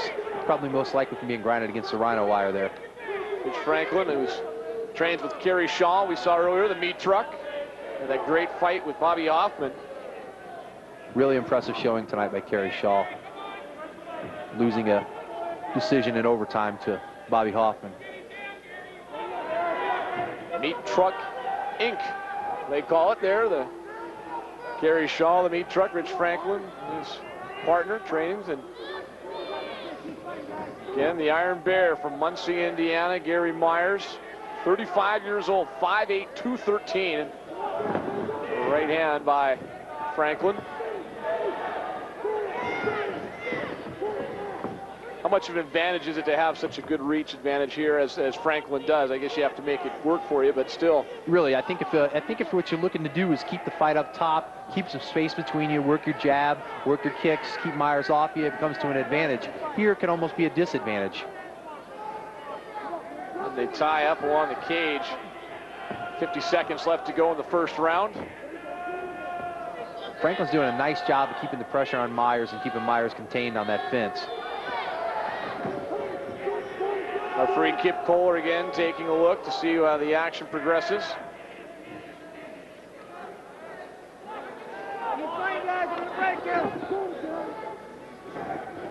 Couple left knees there from Franklin. Interesting side note about Gary Myers is Gary Myers lost a brawl to Marcus Conan Silveira quite a few years ago. And we'll see Conan later on tonight taking on Dan the Beast Severn. Our featured event, which is coming up. Another couple more great fights for you, and that'll do it for the first round. Good look there at Rich Franklin, well put together, 6'1", 210. Go over and talk to the meat truck as Gary Myers regroups and take a look at some of the action from that first round. Or we won't. So Gary Myers, have it in our heads. We have it in our heads, and we'll wait for the second round. The action coming up there. Let's take a moment to pause and reflect on that first round, Ian. We'll reflect right there instead. Is a good look at a nice young lady. He's kind enough to help out. Like we said, the entertainment not just in the ring, outside as well. Gary Myers regrouping here in his home state. As you mentioned, his last fight. That's what he's saying. He says to us, this is his last fight. This is his coming out and going away party, and he wanted to do it here at home in Indiana. Gary Myers, Rich Franklin. Myers again in the black trunks. Franklin in light colored trunks, and underway round two. Scheduled to go 3 rounds, 4 minutes per round. Decided reach advantage for Franklin.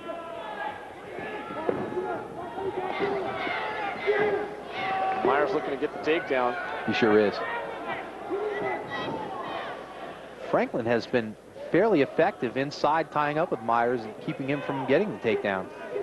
Nice knee by Franklin to the midsection of Myers.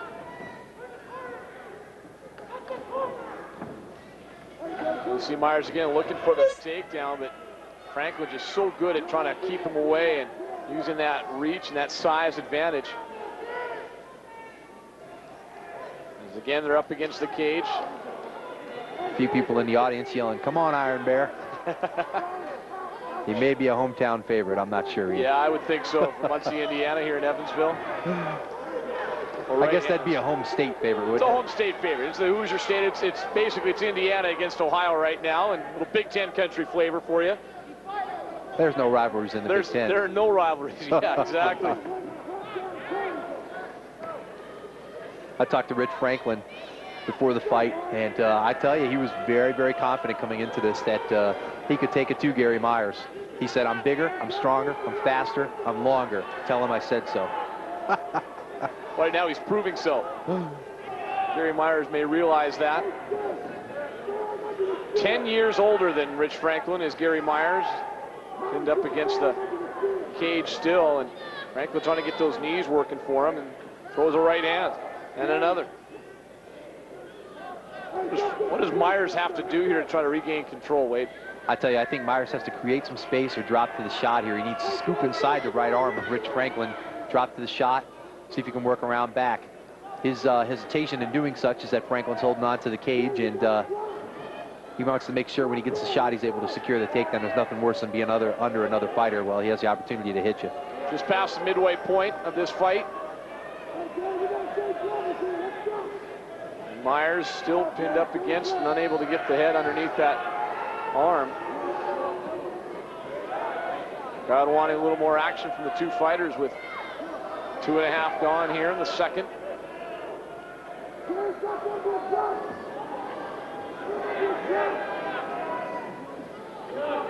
How effective are those knees that Franklin's been throwing throughout the fight? Are they wearing I tell you, down Myers? oh, that was a nice high knee to the head. Rich Franklin took his left knee outside of both arms and connected with Gary Myers' head. So he's going to have a rough time knocking Gary Myers out, that's for sure. But these things, they take their time and they take their toll. And again, as we talked about so many times tonight, you take them with you through the whole fight. They just begin to wear on you. They're still pinned up against the cage.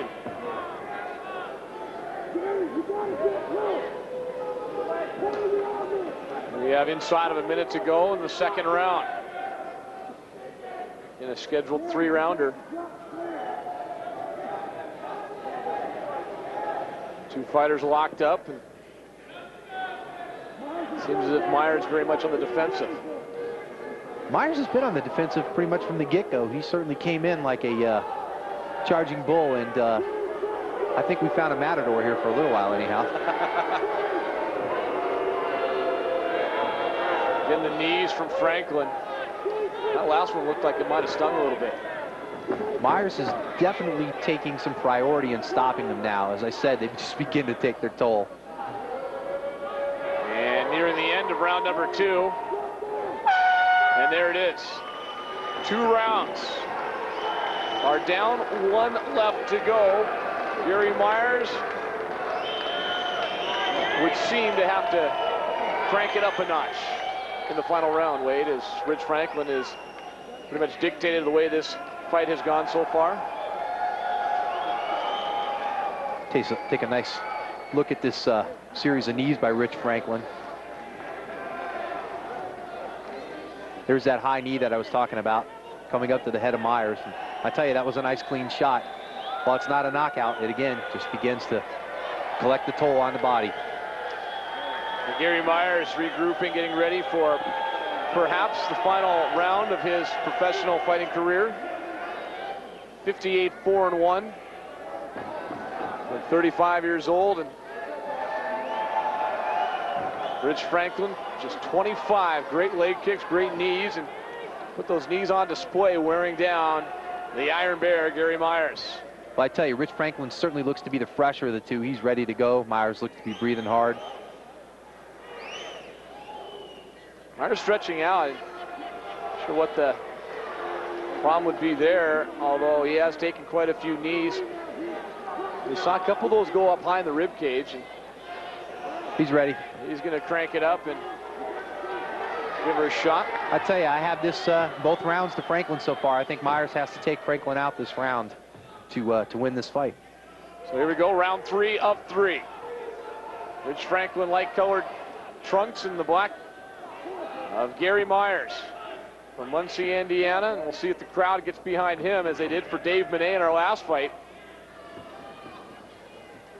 I really, really like Rich Franklin's positioning on his feet. And I think that's the trouble that Myers is having, is solving this. And Myers, an attempt at a takedown, but Franklin just spun away. Franklin doing a nice job keeping his hands up, using the jab, some leg kicks, followed up by knees. You saw him avoid the takedown attempt by Myers. I'll tell you what Myers really has to do here is perhaps get a little bit of a flurry to close the distance and take a shot. Oh, huge kick by Rich Franklin, and that's it. Kip Kohler says enough, and Franklin, with a kick to the back of the head of Gary Myers, ends it suddenly and quickly. As I told you, I really like the way Franklin holds himself in position. He really, really looks disciplined. He looked confident. And I tell you, I think the size and reach advantage really played well there. Wow, what a kick. The reach advantage coming into play, and it's as if Rich Franklin just was setting him up for that kick. Here's a look at it again. You notice the left arm of Myers is down.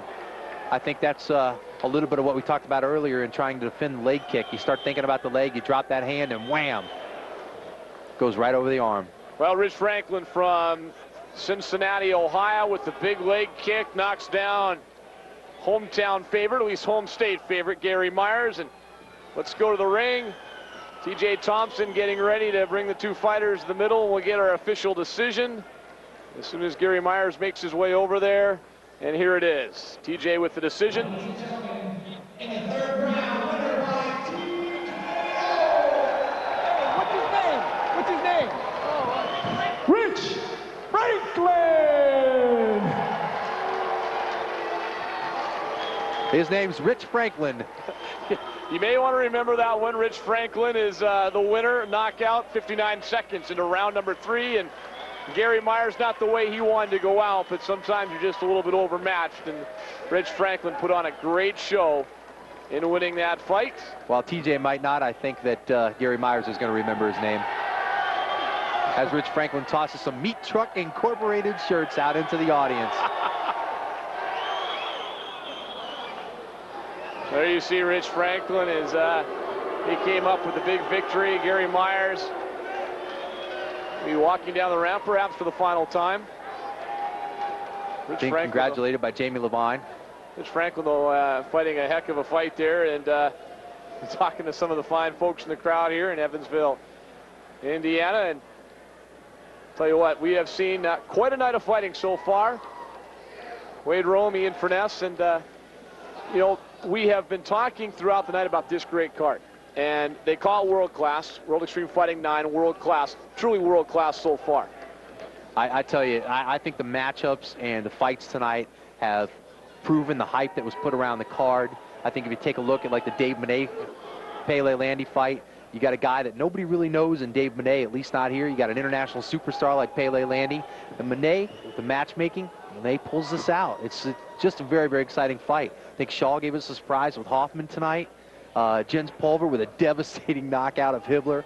I can't tell you how pumped I am about this card, and we still got a lot of fights to go. Well, we're not done here, and World Extreme Fighting is not done either. As good as the fight card has been tonight and will continue to be tonight, the future looks bright as well for World Extreme Fighting with a special announcement. I have been a no-holds-barred champion all over the world. I have won Vale Tudo competitions in Brazil, where I'm known as the Smashing Machine. I'm undefeated in UFC competitions where they call me the Specimen. I have fought in Japan, where I've destroyed many of the best fighters in the world. Now, I want to fight the best, and the best is in World Extreme Fighting. My name's Mark Kerr, and I'm looking for a fight.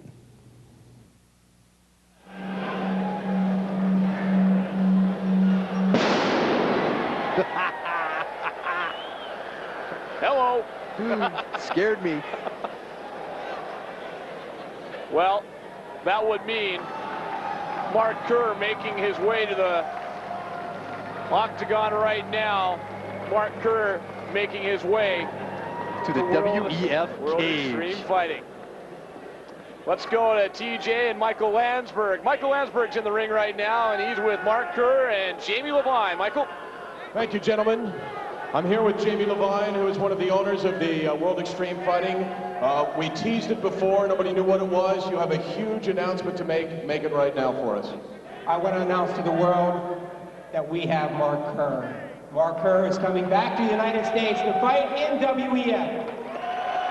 The official signing will be made right now. If you'd like to sign that piece of paper and make it official. Mark, you have a few things to say? Glad to be back in the States, glad to be fighting here, glad to be fighting for the WEF. It's about time. He made reference to being back in the United States. It's been, what, 3 years since Mark Kerr fought in the United States? And you will fight on the next card of the World Extreme Fighting, and that will be in August, correct? Yeah, it'll be in August. I'm going to fight. All the specifics are going to be named. The best thing is you're going to be able to see me here in the States in the WEF event all over the country. Mark Kerr, now a member of World Extreme. Hey, just wait a damn minute here. You know? What the hell? I'm out here paying my dues, fighting in the WEF. You bring this pretty boy candy ass over from Japan who does nothing. I mean, you know what? What's going on here? Where's my contract at?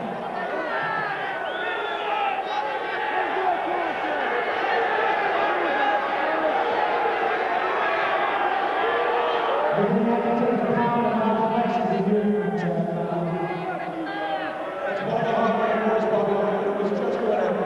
Before you wave him in, why don't you save that for the future? Hoffman's laid a challenge, I imagine. Yeah, he's one of many. Hoffman's got the belts, he's got the goods, and you know what? He's going to have to take a pound of my flesh to get him. You obviously signed a big deal, and there's already some resentment, already some real heat. Yeah, well, I came in here to clean up the heavyweight, and that's what I'm going to do. Ladies and gentlemen, look for this man, Mark Kerr. Mark Kerr, maybe the best fighter in the world today. You will see him in the WEF in August. Congratulations.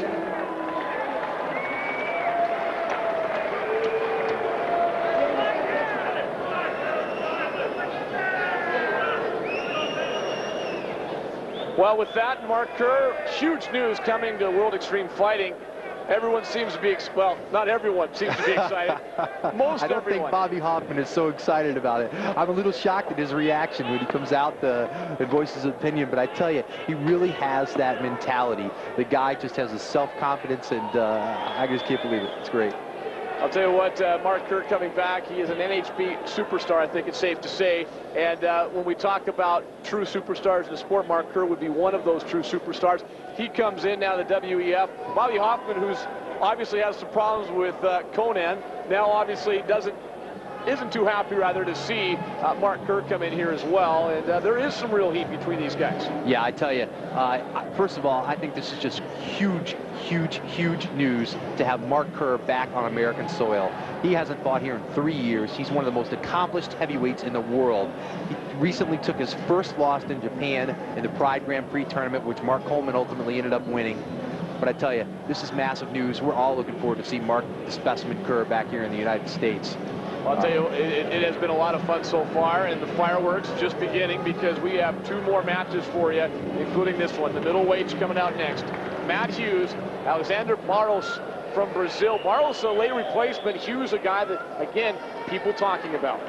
Absolutely. Matt Hughes, just one word, again, unstoppable. Taking on IBC champ Alexander Barros. Matt Hughes, another young man from Iowa. He gets ready to make his way out here.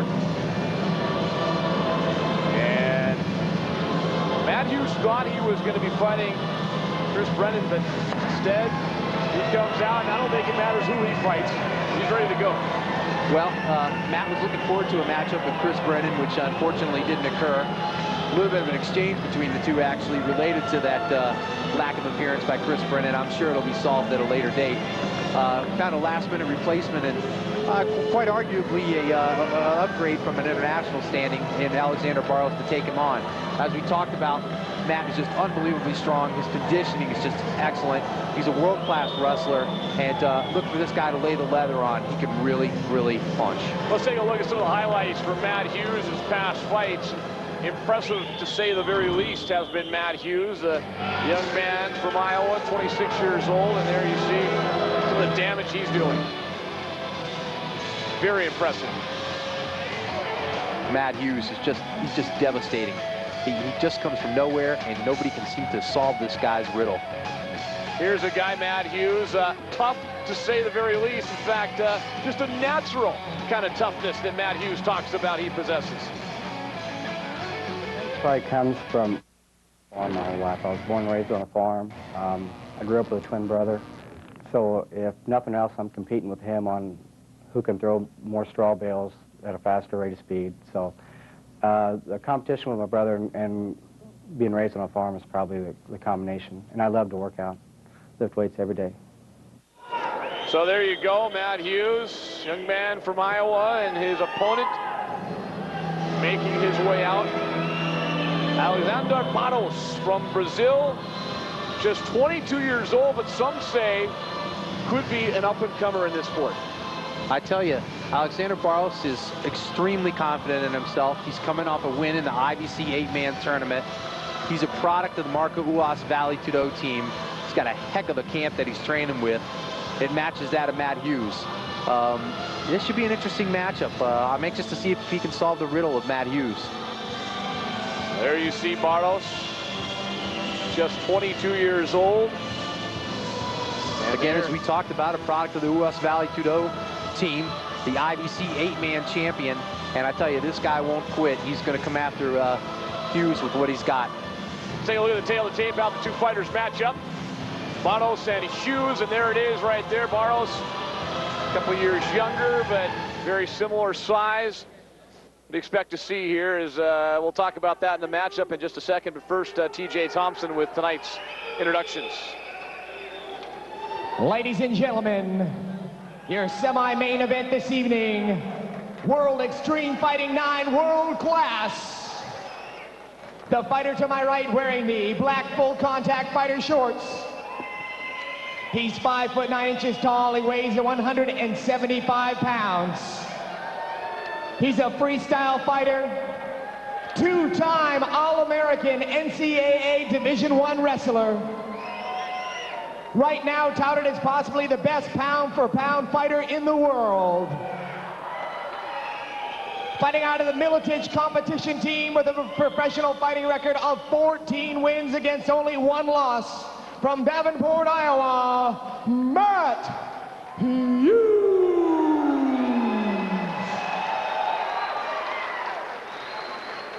And ladies and gentlemen, the fighter to my left in the black trunks trimmed in white. 5 foot 9 inches tall, 175 pounds. He's a black belt in Rua Vale Tudo. Professional record of 3-0-1. He's from Rio de Janeiro, Brazil.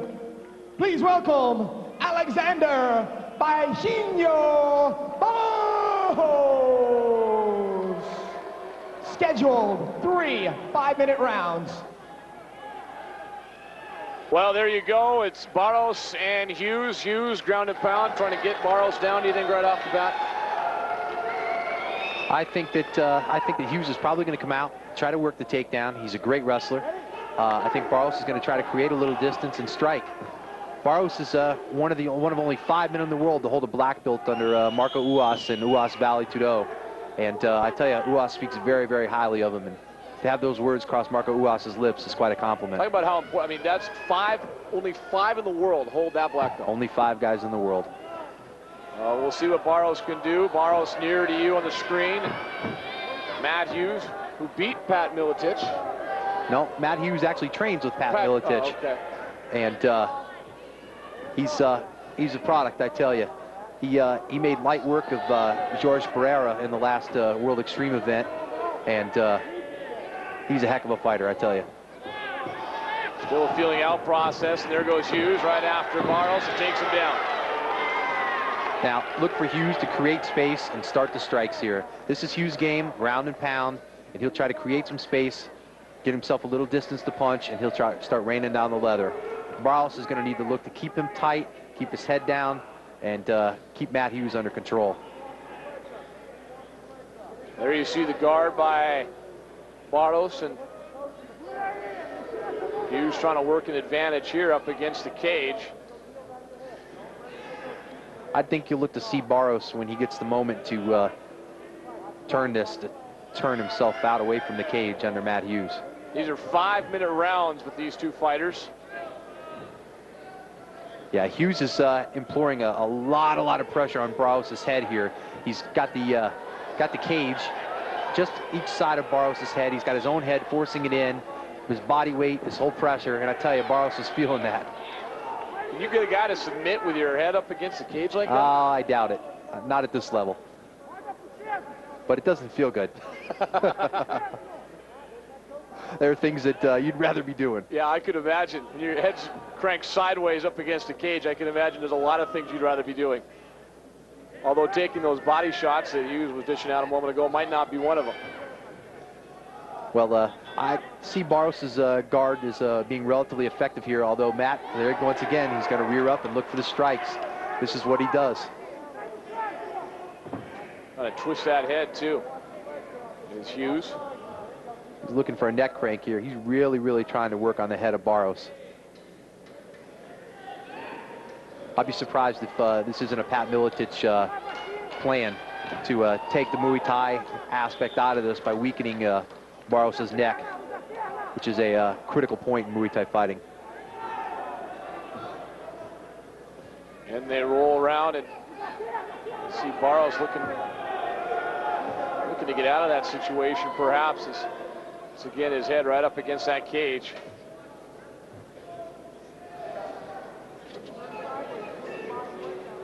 Matt Hughes on top, Alexander Barros on the bottom.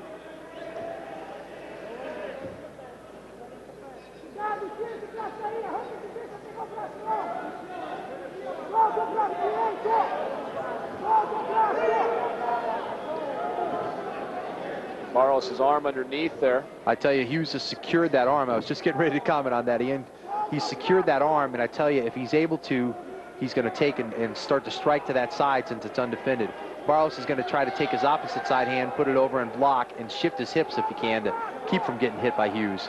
Hughes trying to throw those left hands, and looked like Barros. Oh, there's a big one right there.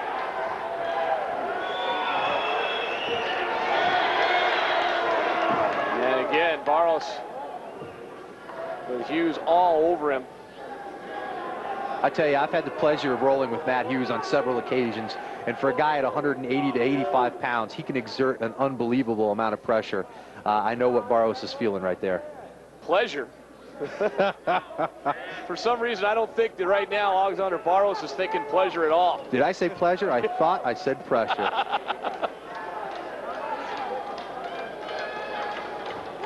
You just had the pleasure of rolling around a couple days ago, didn't you? I had the pleasure of rolling with him, and he's exerting pressure. Teach him a thing or two? Oh, always. It's my job to take these guys to school, you know. There you see again Hughes going in from the side this time. Matt's an incredible, incredible athlete. And I tell you, working with the likes of Pat Miletich and Jeremy Horn and Bobby Hoffman every day, he's actually moving to Davenport, Iowa to train there full time. He's a hopeful to be in the Secret Service. In fact, he was accepted and put them on hold right now to do what he says, establish himself as the #1 fighter in the world, and then move from there. It's a nice look at Matt Hughes' twin brother in the background there. Pat Miletich up, and his twin brother Jeremy Horn there as well, all in the corner of Matt Hughes after the first round. Well, Secret Service, I'm not sure. No secret there that Matt Hughes was certainly seemingly in control, at least in that first round against Alexander Barros. First of 3 scheduled rounds, 5 minutes apiece. Would you give the advantage to Hughes? I think that round was Hughes's. He was pretty well dominant and held the position he wanted to. Landed a few strikes, although not a bunch that were effective. And Barros couldn't seem to solve the riddle the first round there. Barros taking a peek is there. You see Matt Hughes getting ready for round 2. And they'll come together. Referee Kip Kohler again, arbitrating tonight's festivities. And Ian, if you take a look, I want you to see how fresh Matt Hughes still appears. A round of fighting, he's light on his feet, his hands are up, his face is relaxed, there's no stress there. He just has a lot of fun out here fighting. How much of that is just confidence, too? He's a very confident individual. Nice takedown there by Matt Hughes. Once again, we're in the same situation. And Hughes with some less. Barros in that guard position. Hughes needs to be careful with his right arm here. Nice job. Once again, Pat Miletich's influence. And look at Matt Hughes work towards passing the guard.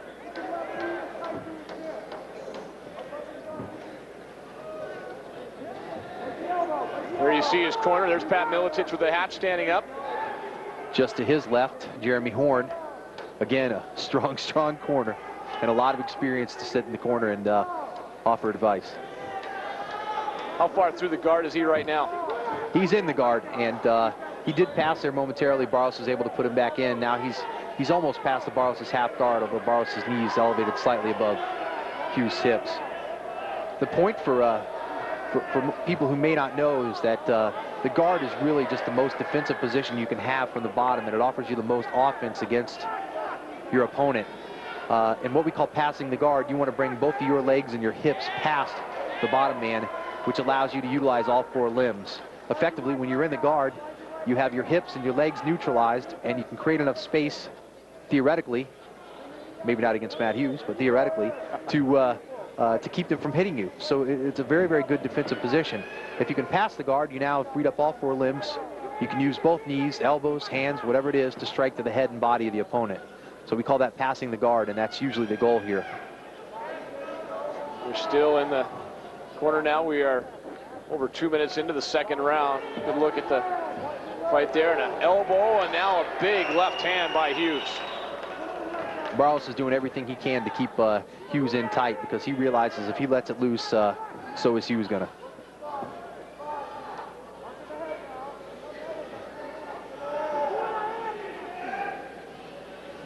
There's that left again. Hard to tell from that angle if he's getting through or not. I don't think that those are connecting real firmly, but I tell you, he feels them. Especially when your head's bent sideways or pressed up against the chains, as that's the case right now.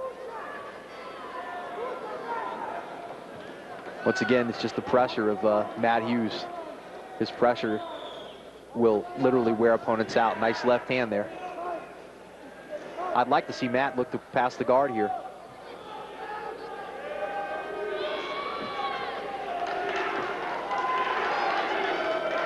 There you see the crowd behind urging on Matt Hughes.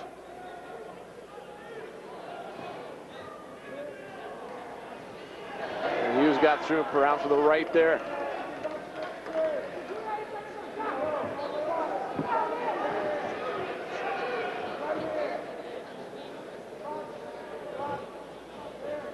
We have a minute 20 left to go in the second round. I wouldn't be surprised to see Kip Kohler bring them up here if Hughes doesn't get busy punching. Hughes throwing maybe just enough punches right now to keep things busy. Keep things busy. Barros looking to climb his hips up a little bit on Hughes and perhaps rotate his head out from the cage. You talked about earlier, your head against that cage basically provides a stationary target for your opponent. And Hughes passes the guard.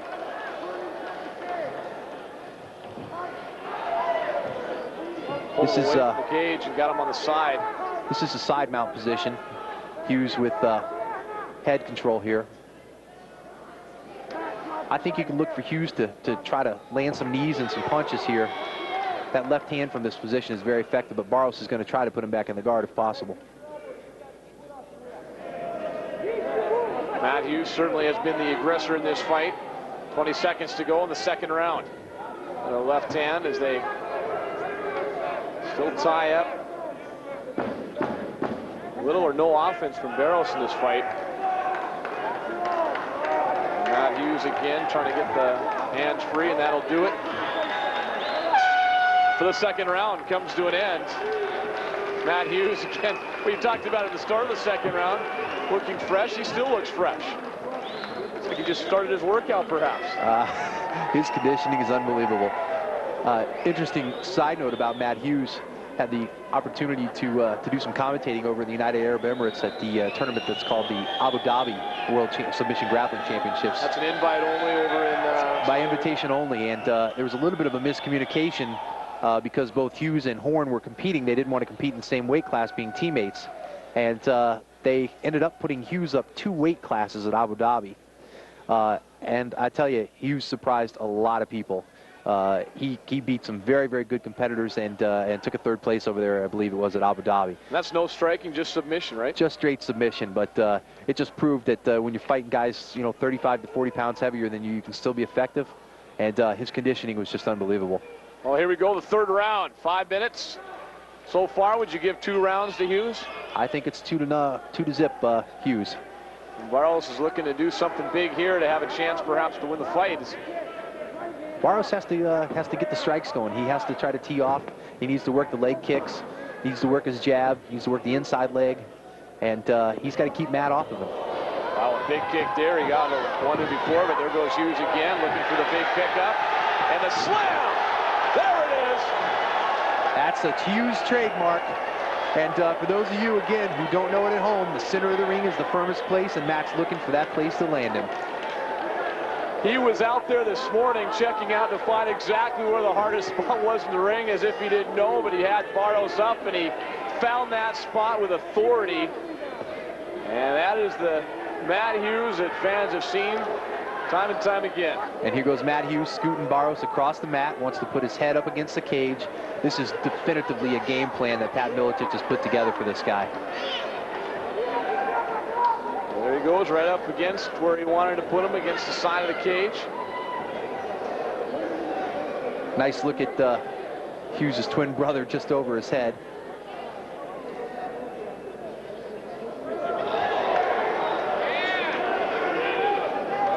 As there is a big knee from Hughes. Hughes over in the friendly confines of his corner. Pat Miletich, his twin brother, yelling on some encouraging words. Barros probably couldn't be in a worse place right now. He's not in friendly territory. No, he's not. He's in enemy territory. From Brazil on American soil and in the opponent's corner. As you see what I talked about here earlier, Ian, once he passes the guard, he's just able to take and use every one of his limbs effectively. He's able to neutralize the hips.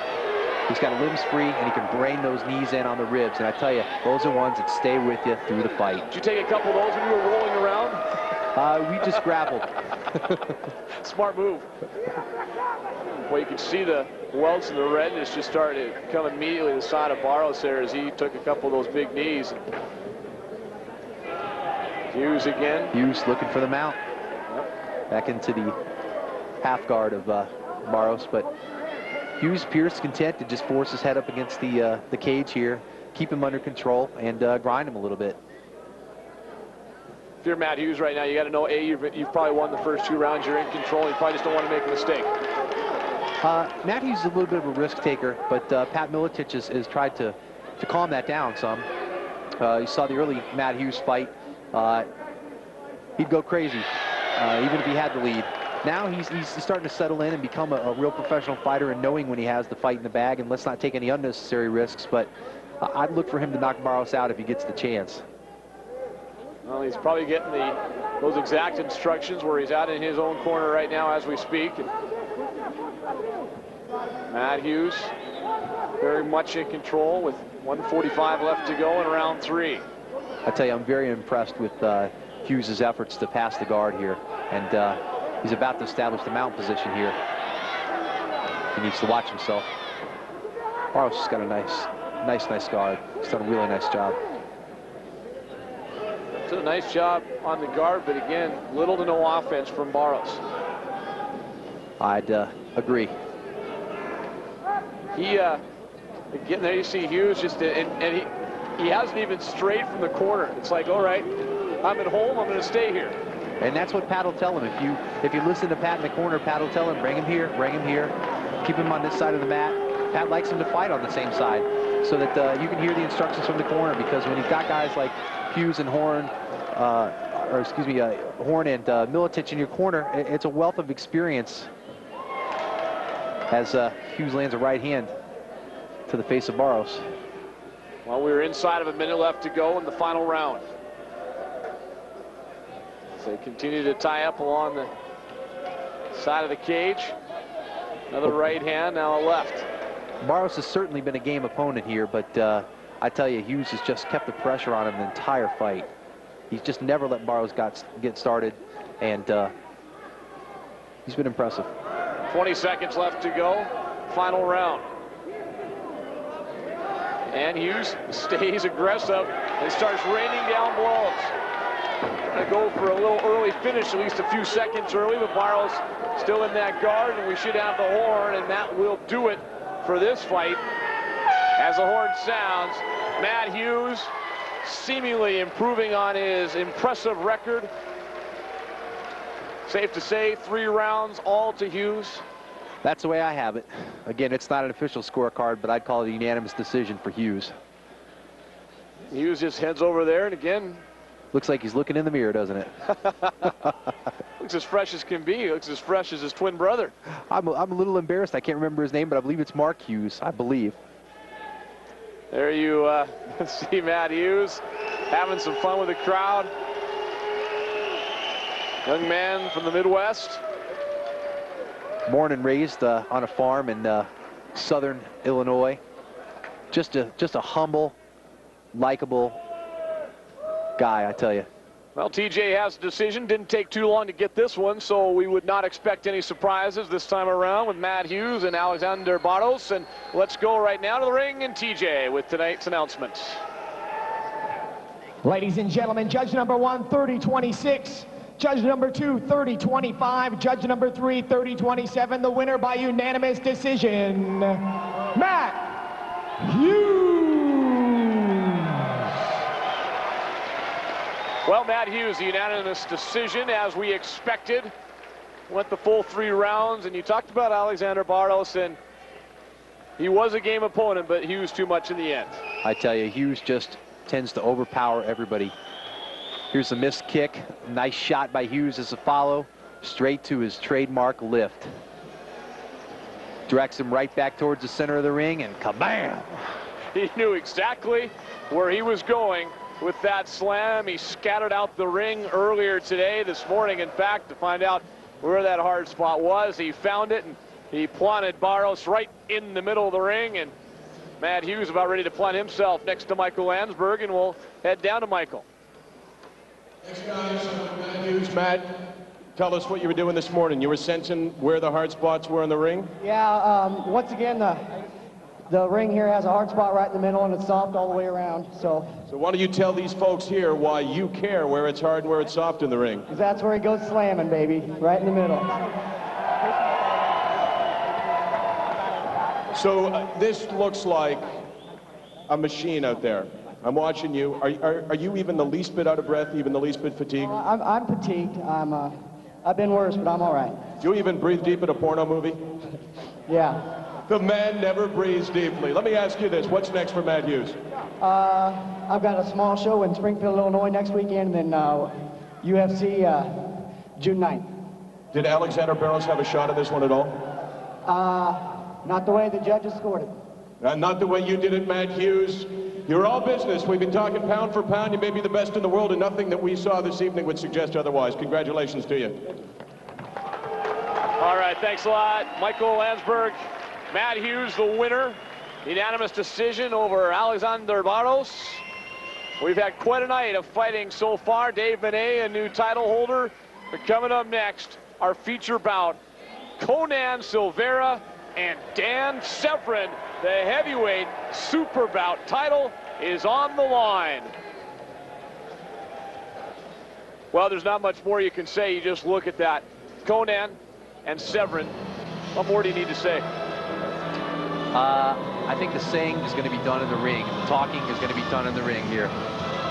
2 big men. Dan Severn, whose resume speaks for itself, against Conan Silveira.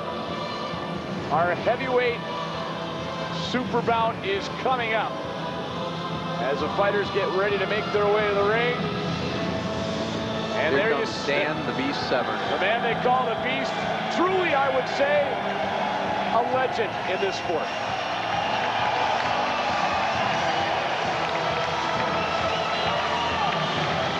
One of the founding fathers of mixed martial arts competitions, and that he has been doing this sport domestically in the United States since 1994. Won the UFC on several occasions. He's a world-class wrestler, and just a heck of a nice guy. Dan Severn has done it all. His strengths, well, pretty simple, I would say. Ground and pound, that about sums it up, doesn't it? He's got the grappling technique. He's a big, big boy, and when he gets you to the ground with his grappling technique, he's going to pound on you for a little while. Let's take a look at some of the highlights. Dan Severn, of course, former NCAA wrestling runner-up during his collegiate career, UFC, professional wrestling. He's done it all. He really has. He's just a talented, talented athlete. Guy with a lot of size and power and heart. And I look for him to really show up tonight. Well, Dan Severn, again, has been around for a long time, and he talks about how the game has changed since he first started. It's a chess match out there because you are going to have people that are strong-suited. They'll be strong-suited in the stand-up arts. They'll be strong-suited in the ground arts. You don't see too many people that are just so all overall that they'll take you in any different direction, but it is moving more and more into that direction, though. Well, the game has changed, and tonight his opponent, one of the up-and-comers, talk about Dan Severn being a legend. Really, this guy, you just mentioned one word, Conan. He's a tough, tough individual. Conan Silveira was at the top of the heavyweight world 4 to 5 years ago. He's a black belt in Brazilian Jiu-Jitsu under Carlson Gracie. He's just a big, big guy. 6'2", 241, a 32-2 record. He brings as much experience to this ring as does Dan Severn. He suffered a devastating loss to Maurice Smith by a head kick, which was a big turn in the mixed martial arts industry. And after that, lost to a very accomplished and smaller Sakuraba in Japan, and sort of fell off the face of the earth. I asked Conan a little bit about it, and he said, you know, it was time to deflate my head, go back to the basics, and his basics are submissions. He's a jiu-jitsu practitioner. He's excellent at submissions. He's got great conditioning, and I tell you, this guy knows how to use a cage. He really does. Conan Silveira, well, he is the champ.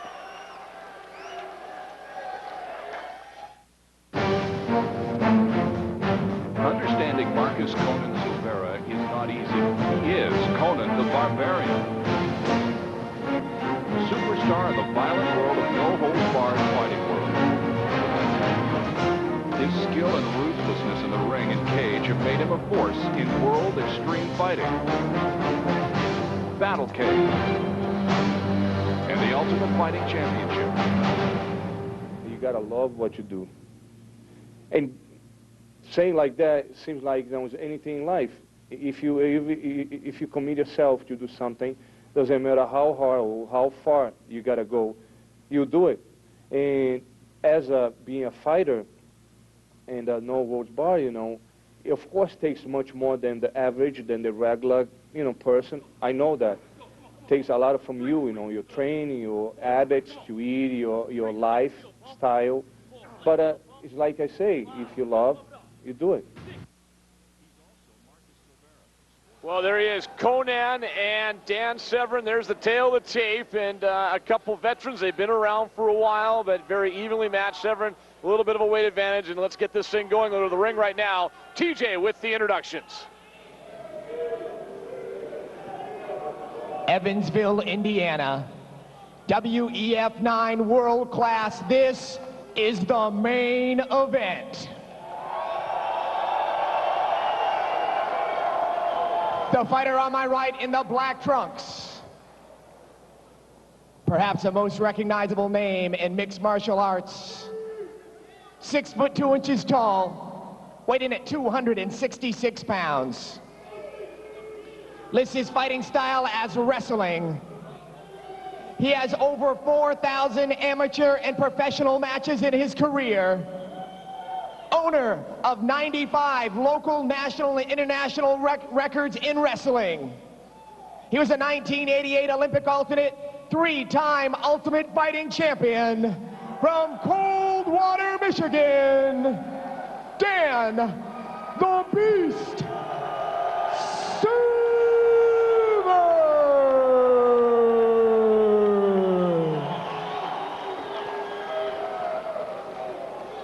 And ladies and gentlemen, the fighter to my left in the black trunks, trimmed in white. 6 foot 2 inches tall, weighed in at 241 pounds. His fighting style is Brazilian Jiu-Jitsu. 32 big wins to his record. He is the current WEF Super Fight Super Heavyweight Champion. Please welcome Conan Silveira. Scheduled for 3 8-minute rounds. Well, there you go, Conan and the Beast. I tell you, I'm looking forward to this matchup. What a main event. Two crafty, experienced fighters in the ring, getting ready to get this underway, and Kip Kohler says, let's get it on. As they say, world class. Here we go, our feature bout of the evening. And they're standing up early on. Severn, the Beast, ground and pound. And Conan on your left. I think Conan's going to look to keep this up top. I'd look for Severn to try to set up a shot here early. Conan's doing a nice job of cutting the cage off on Severn here. Again, the two big men, 8-minute rounds. Could end up being a major test of endurance like we have not seen yet tonight. There's the first shot attempt by Severn.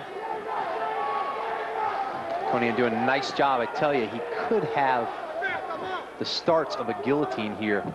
He's a very, very strong practitioner. And I tell you, does he have more than a start to it? I tell you, he's working for this. He really needs to get his hips under, and he's got to secure that arm under there a little more. Look for Severn to try the takedown here. How was that for an escape? Nice takedown attempt by Severn, but I tell you, Conan is not a bad wrestler in his own rights.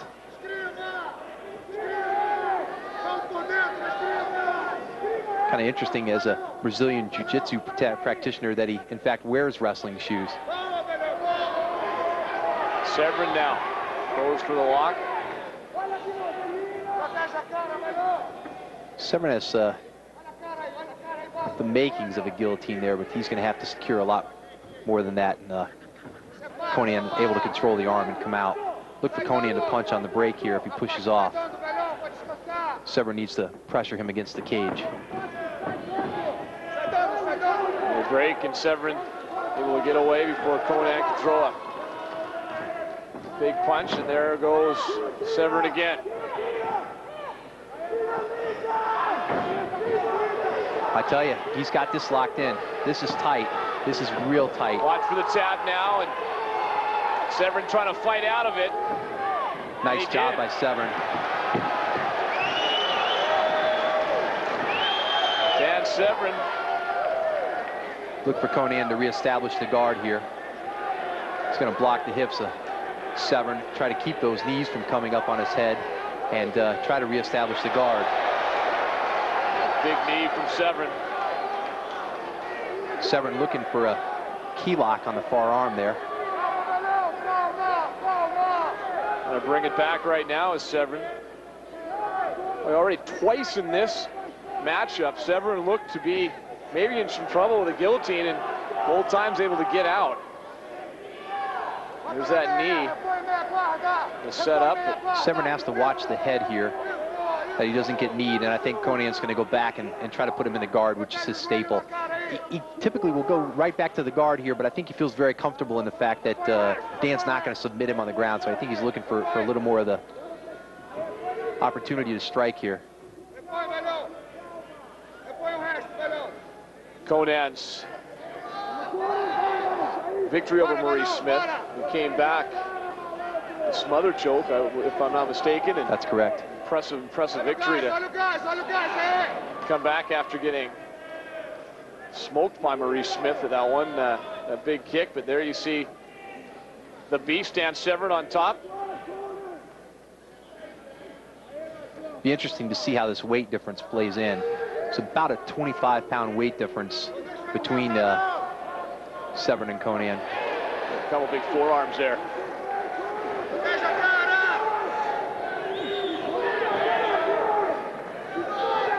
Dan working a little pressure here to try to punch to the face of Conan. Nice elbow. Conan's a very, very patient fighter. He's going to be very patient from here. He's not going to take a lot of risks. Going to try to minimize Severn's offense. Oh, big forearm or elbow there from Severn. I think that those are racking up a little damage there. Is that it? Is that it? It's over. Conan is done. And the beast, Dan Severn, with a victory and an early one at that. Wow, I tell you. Medical staff rushing in. I tell you, those elbows to the head may have been what did it. He's out cold, it looks like. And damn the beast, Severn. is some kind of happy right now. I tell you, I'd have to call that a little bit of an upset. And certainly Severn is accomplished and a great fighter, but a little bit of an upset there. Conan appeared a little flat tonight. Well, he was flat on his back, taking some major elbows and forearms, and he is, it appeared at least, to be out cold when Kip Kohler stepped in and said, that's enough. We were looking maybe for a tap. There was no tap. He was out. I believe so. So Dan the Beast Severn, a huge victory in World Extreme Fighting. 9 world class, well, on American soil. The man from America came up with a big win. I tell you, you know, when you've got 2 freight trains like this out there, you're looking for a collision, and it happened. I'm very, very impressed with Dan's tenacity, and I tell you, he brought it right to Conan. Well, Dan the Beast Severn, 40+ years old, doesn't look like he's anywhere near done yet. Talked to him at the hotel at length, and his comment was that he felt like he had a few more years in him, and unless anybody was going to take his Walker away from him, he was staying around. He's quite a character. I don't think anybody wants to mention Walker in front of Dan Severn. In fact, there you see Conan. Here's what happened at the end. That's a nice knee to the head. And there was an elbow, and Conan in trouble here. Nice series of elbows here by Severn to the head of that was it right Conan. There. That might have been it. I think that knee followed by the elbows really did some damage. Let's go to TJ for tonight's announcement as Dan the Beast Severn comes up with the victory in an improbable fashion early on against Conan Silveira. The winner by head and arm submission, Dan the Beast Severn.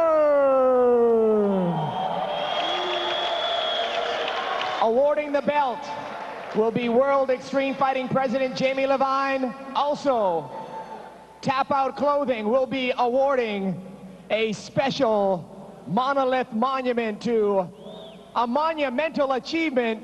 Dan the Beast Severn, ladies and gentlemen. Big round of applause.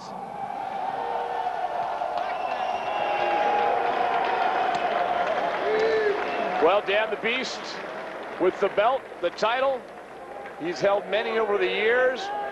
You mentioned it was a little bit of an upset. A lot of folks talking about Conan in this one, but Dan the Beast cranked it up a notch. I hesitate to call it an upset. It's certainly a surprise as quick as it went. You know, both these guys are very, very accomplished. It just looked for it to be more of a tactical, long-term war. Dan did a really nice job of bringing the knees up, putting the strikes in place where he could. And I tell you, he fought a great fight. You have to give it to him. And Dan, how he sort of faded out of mass popularity in the United States as far as participating in the really big events, he stayed very, very active.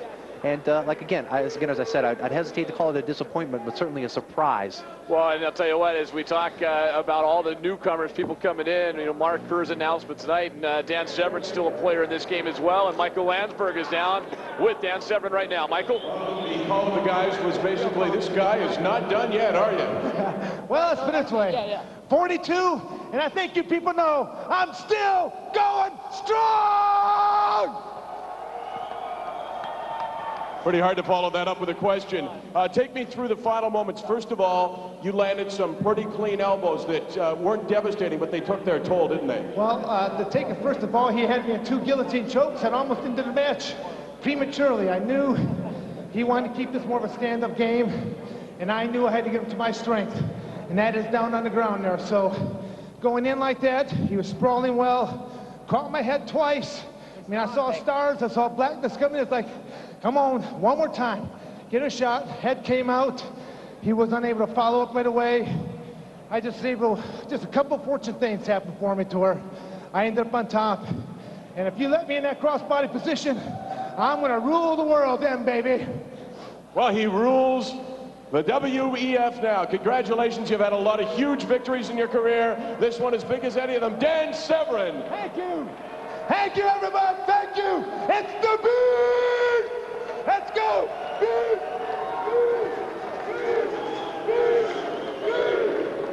Well, the Beast is still ruling NHB. Dan the Beast Severn with the victory over Conan, and what a night of fighting we had here in Evansville, Indiana, as Dan the Beast Severn still with that title and a big smile on his face, and rightfully so, Wade Rome, rightfully so. I tell you got to love his persona. He's just he's got a great persona. He's got a great presence about him, and at 42 years old to still get in here and do this, what a character. And what does this do for the sport, I think, has to be the question now, because, again, we talked about Mark Kerr coming in. We heard Bobby Hoffman's challenges throughout the night. Conan's still a player in this game, and there's Dan the Beast Severn as well. I mean, this thing's wide open. There you see a guy standing behind him right now, Mark Kerr, that they may have a bout coming up at some point in the future. I tell you, you know, the old saying of on any given day still holds true. And I tell you, when you match up heavyweights with skill sets like these guys have, and you put them in a cage, you just don't know what the outcome is going to be. And again, I was surprised at how quickly the victory came tonight, but I don't think it's necessarily an upset. Dan's certainly an accomplished fighter, and I tell you, a nice fight tonight. He really, really stuck with his game plan. A little bit of a tough night for the Brazilians. Dave Manet with a win over Pele Landi, and this one as well, as Conan gets beat by Dan Severn. And a lot of excitement, a little bit of controversy, and I guess that's what you would expect from a given night with WEF, and it was world class, and it lived up to its billing. I think so. Get a good look at Mark Coleman there ringside, congratulating Dan Severn earlier. Who knows, perhaps we'll see Mark Coleman in the WEF at a later date. Well, it's been a lot of fun. It's been a pleasure working with you tonight, Wade. A lot of fun. And hopefully we'll do it again sometime as World Extreme Fighting. That'll do it from us up here in the broadcast booth. Let's say goodnight by tossing it one last time downstairs to Michael Landsberg. You know, I've been involved in the broadcast business for a long time, and you make statements when a card begins or when a game begins, and you're not sure if they're going to live up to expectations. This one did. We said quantity and we said quality throughout the card, and what you saw tonight was maybe the best 3.5 hours of action that any audience has seen in a long, long time. Some of the highlights, no doubt about it. Dave Manet with a victory over Pele that was contested by Pele's corner right to the very end. I can tell you, backstage, they're saying we were robbed. Well, who knows if they were, but I'll tell you one thing. The fans here in Evansville, Indiana, and you folks at home certainly were not robbed of anything. What a great fight card. WEF 9 goes down as one of the best in history, and it closes out with a big victory by the Beast, Dan Severn. So for our entire crew, for Ian and Wade, and the whole broadcast team that came to this great spot, Evansville, Indiana, I'm Michael Landsberg saying so long from WEF 9. What a card.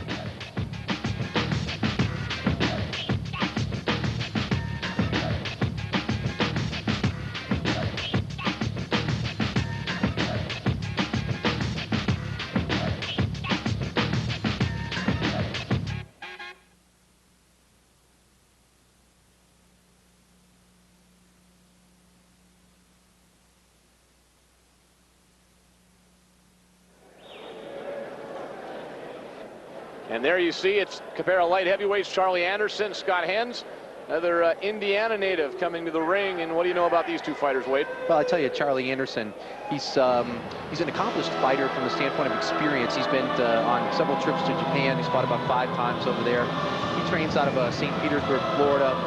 Also trains readily with Tom Sauer, who is another top heavyweight inside the World Extreme Fighting Organization. He's weighed in at 194 pounds, 5'11". This is a well put together individual, and I expect to see him to come out and have a seasoned, experienced look to him. 3-2 record for the 30-year-old Charlie Anderson as you see him make his way to the ring. How much can you tell from a guy's record when you see a 3-2 mark? I mean, you go by, you know, the big record as we take a look at some of his strengths as well. Well, again, you know, he has the international experience, and you just don't know who he's matched up against internationally with a 3-2 record. His 2 losses could beat 2 of the top fighters in the world. Typically, though, in a preliminary bout, you're going to be looking at a lower-level fighter, not a fighter who's not accomplished, but a lower-level fighter. I thought he comes out of a strong camp, though. He's training at Tigers World under a gentleman by the name of Berto, and this guy has some great conditioning, and I thought he has a no-quit attitude as well. All right, here's his opponent. Scott Hens will be making his way to the ring. Again, another local boy, Del City, Indiana. And you hear the crowd in the background as Scott Hens makes his way to the ring. 5'9", 197, and a perfect 7-0 record. Yeah, Scott Hensey, I tell you, this guy is Mr. Excitement. 6 of his 7 wins have come under 30 seconds in the fight. And if you take a look at him, this guy's well put together. 7 straight victories, 7 straight submissions or knockouts. Extensive background in judo and wrestling, and he has finished all but one opponent in less than 30 seconds. So it'll be an interesting fight. Let's go back to the ring. Our ring announcer for tonight's festivities. We take a look at the strengths there. And T.J. Thompson standing by with both fighters getting ready to get our second preliminary fight of the evening underway. Ladies and gentlemen, this will be our second match this evening. The fighter to my right, he's 5'11" tall, weighing at 192 pounds. He's a shoot fighter with a professional fighting record of 5-2-3. From St. Petersburg, Florida, Charlie Anderson.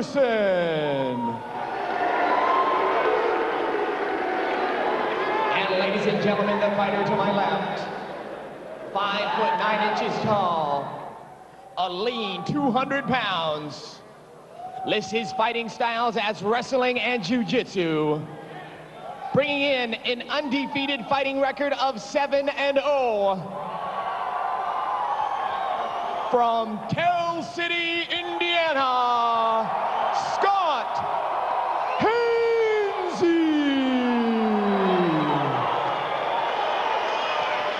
Scheduled for 3 4-minute rounds. There you go, Scott Hensey, Charlie Anderson. Hensey has a habit of making quick work of his opponents as they come together. Hensey's on your right, and he comes out the aggressor early on. The crowd loves what they see from the light heavyweights. Well, I tell you, this is the kind of fight the crowd loves to see. And there's Hensey looking for the early takedown on Anderson. He got the takedown and tries to throw a knee as well. What's he trying to do right now besides make quick work of Charlie Anderson? Well, I tell you, he's past the guard of Charlie Anderson, and he's certainly in the he's attained the full mount position now. He'll be looking for a submission here, probably an arm lock. That cage could come into play here if he can't get it turned back. Charlie Anderson needs to work his hips back to the mat and bring his arm underneath.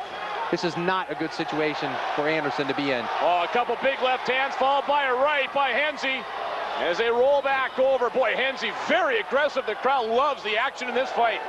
Charlie Anderson has a nice lock on that arm. If he can attain the guard, he's going to be looking for an up and outright shoulder lock here. This is going to be tough for him to do without the guard position. Boy, a lot of action, and this is a preliminary fight, keep in mind, but the crowd really enjoying things. Is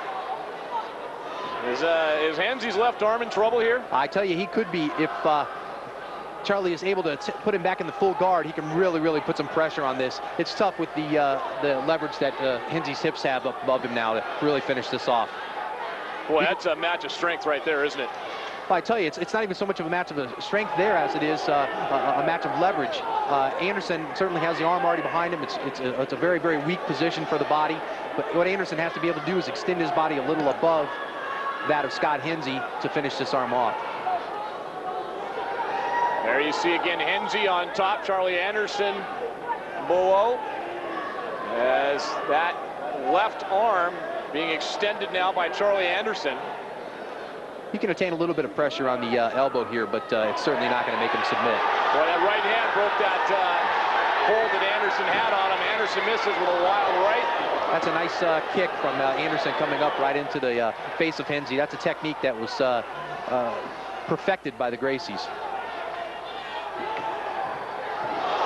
Nice knee by Charlie Anderson. He follows it up with a couple lefts as well, and then another knee. There you see the time left. This is only the first round. These two guys look like they don't want to go the distance. There's a knee coming up from Hensey.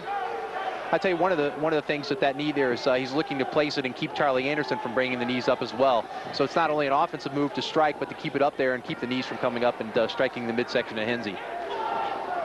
Once again, some little outside chopping knees coming up there on Anderson as Anderson misses a big left hand. Woo! Well, these guys are not messing around at all. 20 seconds to go. Again, this is just the first of 3 rounds. Actually, it's a minute 20 rather. It's a 4-minute round here, which will make the crowd awful happy as these guys have put on quite a show so far in their second preliminary bout of the evening. I tell you, look as though they may be running out of steam here a little bit. I don't know. I've seen Charlie Anderson train previously. I've seen some of Scott Hensey's fights on tape. Hensey has not been past the first, 30 seconds for the majority of his fights. Whoa, was that a right hand? Woo! A huge right from Hensey, but Anderson comes right back. Well, both these fighters have absorbed a lot of punishment so far. Anderson can take some punishment. I've seen some of his fights in the past where he really gets his world rocked the entire fight and is just able to sustain it. Another right hand from Hensey. And there you see Anderson is busted open in his mouth. And it looked like Hensey was bleeding from the mouth earlier as well. So Anderson and Hensey now as we approach 20 seconds left in the first of 3 rounds. And I'm sure both fighters right now ready for a little bit of a break. 15 left. And an uppercut from Anderson. I tell you, these two are just trading heavy leather. And that'll do it, and they throw a couple bombs at the end right at the horn. Listen to this crowd. As Hensey goes to his corner, and I'll tell you what, you think they got their money's worth just with a preliminary fight right there. I tell you, to think we have 2 more rounds of that is kind of exciting. Everybody might be excited except for those two. There's Charlie Anderson right now. He's thinking, my goodness, I've only got 1 round with this guy, and Scott Hensey saying, not as easy it has been in the past. I tell you, that's one of the things when you get a guy like Scott Hensey who can really push the action and finish people quickly. You find that when they come into the fight later, they find themselves in relatively untested ground. They may expend themselves too quickly in the beginning of the fight to finish and sort of wear their steam out, if you will, for the latter parts of the fight. Charlie Anderson looks to pace himself. He looks the fresher of the two at this point. Charlie Anderson, 30 years old. There you see a good look at him from St. Petersburg, Florida. And Scott Hensey is 8 years younger at 22, but they are getting ready for the second of 3 4-minute rounds. And this crowd is going to explode as they come together again. Listen to this place here at the Evansville, Indiana. Our World Extreme Fighting 9, and an uppercut from Anderson as Hensey backs off. Nice exchange, nice series there by Anderson. Glancing left hand coming off the head of Hensey. I'll tell you, Hensey's going to want to take this to the mat with Anderson. Anderson missed a fine opportunity to throw a few knees to the head there, and that's just a matter of training and experience. That'll come. You can hear both corners and yelling in words of encouragement and wisdom to their 2 fighters as they tie up in a right hand from Hensey as he breaks away.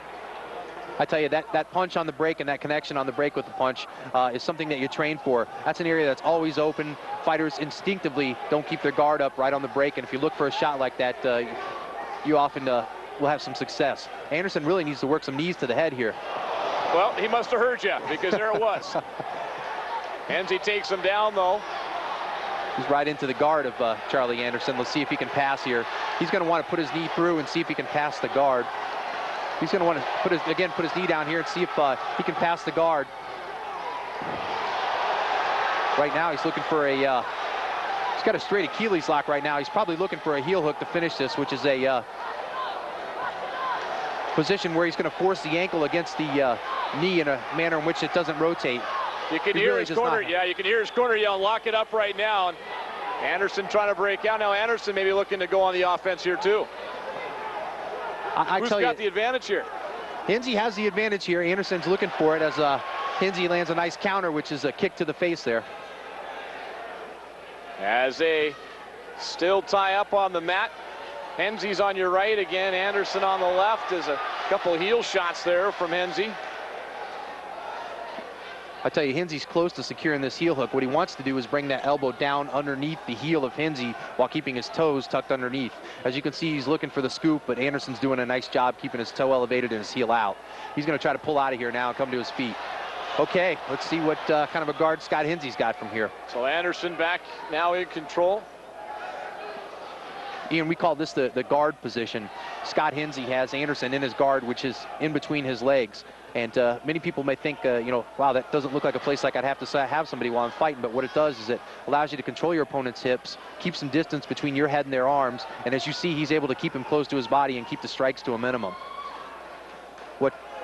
You do all that without probably expending a lot of energy either.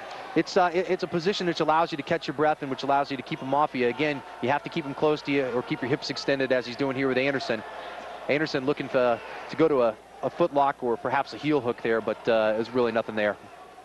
Both fighters look to be extremely aggressive as they are not even close to being passive. What is Hensey trying to do right now? Obviously in the guard position, is he trying to look for an opening? Well, one of the things here is you see Hensey trying to secure that left arm. What he's going to do is rotate his hips and look for an arm bar. However, Anderson recognized that quickly and pulled his arm out.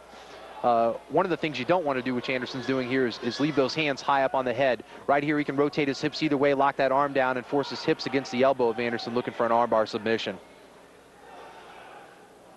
30 seconds left in the round as they exchange a couple more blows, and a right hand from his back from Hensey. And there's a left. Once again, that's an advantage of the guard from the left hand striking right to the face from the guard, which looks to be a position where you're in real trouble. But again, he's making an offensive fight out of it from there. 10 seconds left to go in the second of 3 rounds between these light heavyweights. And you'll hear the horn sound as Hensey still in the guard position and takes a left hand at the horn, and we're through 2 rounds. And whereas the last fight, I think, relatively easy to look at and say that one fighter had the advantage, what do you think through this one? I tell you, you don't want to be the judge, do you? This is the time I'm glad to be commentating and not judging, that's for sure. I tell you, those are 2 tight rounds. I thought Anderson might have gotten the edge in that round, although I certainly wasn't doing a tally of the strikes. He appeared to get the better of Hensey. I would give the first round to Hensey and the second to Anderson in a tight one. What are the judges looking for as they take a good look at Charlie Anderson? I tell you, what the judges are looking for here are 1, aggressiveness, 2, using that aggressiveness in a controlled manner to land strikes, kicks, elbows, knees, punches, anything that adds up and works your opponent towards a knockout or a submission. Obviously, they're also looking for a straight submission, whether it be an arm bar or a heel hook, choke out, etc. It's really, you know, a judge's call. We judge on a 10-point must system here, so somebody's going to get 10 points in a round, the loser getting less. All right, listen to the crowd as they come together. The final round. 3 rounds, 4 minutes left to go, and Hensey on the right, Anderson on the left as they go down. Once again, Scott Hensey, I think, has had enough of Anderson on the feet. He wants to try to secure a takedown. Anderson doing a nice job of blocking it. He really needs to land some knees here, as he just did with that right. He needs to push this head down and work the knees. And Scott Hensey finding himself in unfamiliar territory. He has finished all but one opponent in under 30 seconds in his brief career, so he has had a lot of success early, but he's going to the limit and being tested here by Charlie Anderson, the 30-year-old from St. Petersburg, Florida, as Hensey goes back into the guard position. I tell you, Anderson did a nice job of taking him down there and just didn't capitalize on the opportunity to pass the guard and go to the side mount. The side mount is a much more advantageous position, and you'll see that the guard, it really allows you some effective striking as Hensey's bringing those elbows down on the top of Anderson's head. How much of an advantage is it now for Charlie Anderson going against Hensey, with Hensey not having been the distance in many of his fights? I mean, finishing them all so early. I tell you, it may be a little bit of untested ground for Hensey mentally, but physically he appears to be weathering the storm well. These guys both appear to be very well-conditioned athletes. In the final of a 4-minute round, the third 4-minute round here, and in the guard position, Hensey trying to fend off some blows from Charlie Anderson. I'm surprised that Anderson, coming out of the school that he does in Lakeland, Florida, and knowing the training that goes on there, is just not attempting to pass the guard to Hensey more. He really has not a lot of options here other than falling back to a heel or a leg lock. He really needs to pass the guard, work towards bringing the knees and the hands up, and Hensey's quite content to leave him here in the guard and strike down elbows to the top of the head, chopping punches to the ears, all of which take their toll, as well as scoring him. And that's probably the key right now, a close fight. And I'm sure both fighters are probably starting now to think strategy after conferring with their corners after the second round. I think Anderson's got to be careful as he gets fatigued here. He's leaving his arms way high on Hensey's shoulders, and he's really opened himself up for an arm bar. I wouldn't be surprised to see Hensey shift his hips and look for one here. Well, we have just under 2 minutes left to go as a couple exchanges there from Anderson. Trying to wear down Hensey. Well, there's a couple big shots. The fatigue may be showing on Hensey here just a little bit. He needs to extend his hips, create some space between himself and Hensey, thereby not getting struck in the face. There he goes. Just needs to bring those hips a little bit further up off the mat and create some distance. Another technique he can use here is to bring his feet in on the hips of Anderson and push Anderson away. He, however, runs the risk of allowing Anderson to pass the guard at that point. Probably might want to be a little conservative here, wait to see what the judges have to say unless you really feel like you're behind. And I'm sure both fighters were informed by their corners where they're at. That's what I was just getting ready to say when on your comment there was that, you know, if these guys have good corners and active corners, their corners are letting them know, hey, you're ahead in the fight, relax here, you got nothing to worry about. And that may be what both corners are shouting here, you just don't know. 55 seconds left to go in the fight. Again, Scott Hensey from Tell City, Indiana in the guard position with Charlie Anderson on top as we wind things down in our second preliminary fight of the night. And if there's a final flurry to be had, it'll have to come right now as we approach 30 seconds left to go. 30 seconds is a lot of time left to fight here, and Anderson, if he can subdue one of these arms, could do some damage here on Hensey and perhaps steal this round and perhaps even the fight. I think it's that close.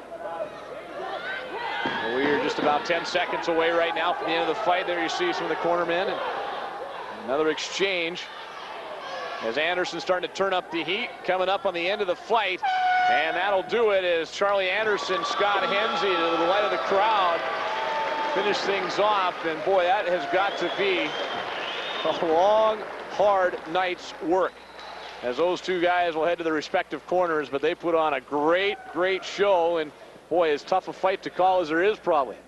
I tell you, this one is tight. Hensey had to bring a lunchbox because this one took him a while.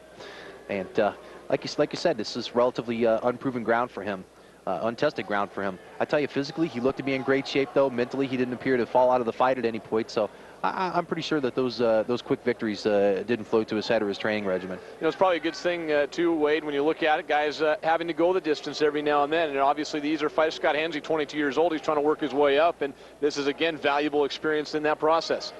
And he's taken on a more experienced fighter in Charlie Anderson, at least from the period of time that he's been involved in mixed martial arts. Anderson has the experience, and he certainly showed it by being able to hang in there with what appeared to be a more powerful, more aggressive Hensey. Well, the judges still making their decision, which obviously will not be an easy one. Charlie Anderson wanting to know what the final verdict is, and I'm sure he's feeling pretty good about himself right now. Wade Rome, our expert analyst, who's been in that octagon a number of times. What's going through your mind right now as a fighter? I mean, these guys have to be of the utmost confidence anyway. I mean, they both thinking they won the fight right now, do you think? Well, I think most of the time the fighters actually know who's won the fight. This one's a tight call. They both may think that they have done enough to steal this round, and of course their corners are going to encourage them as such. But really, you're not thinking so much about the outcome right now as you are about the fight and calming yourself down and getting the adrenaline out of your system. And you know, at least when I've been in the ring, the fight's over with at this point, and you're just waiting for decision. Judge number 1 scores about 28-28. Draw. Judge number 2 scores about 29-28. Judge number 3, 29-28. Majority decision victory. From St. Petersburg, Florida, Charlie Anderson. Well, Charlie Anderson, the majority decision. Scott Hensey disappointed, but there got to be a lot of respect between those two fighters. Well, I tell you, I thought that fight was very, very tight. I thought that Anderson probably did edge him out in the second and third round, although, as I said, tight fight. I don't think either of the fighters knew which way it was going to go. Obviously, the hometown a little bit disappointed in the decision.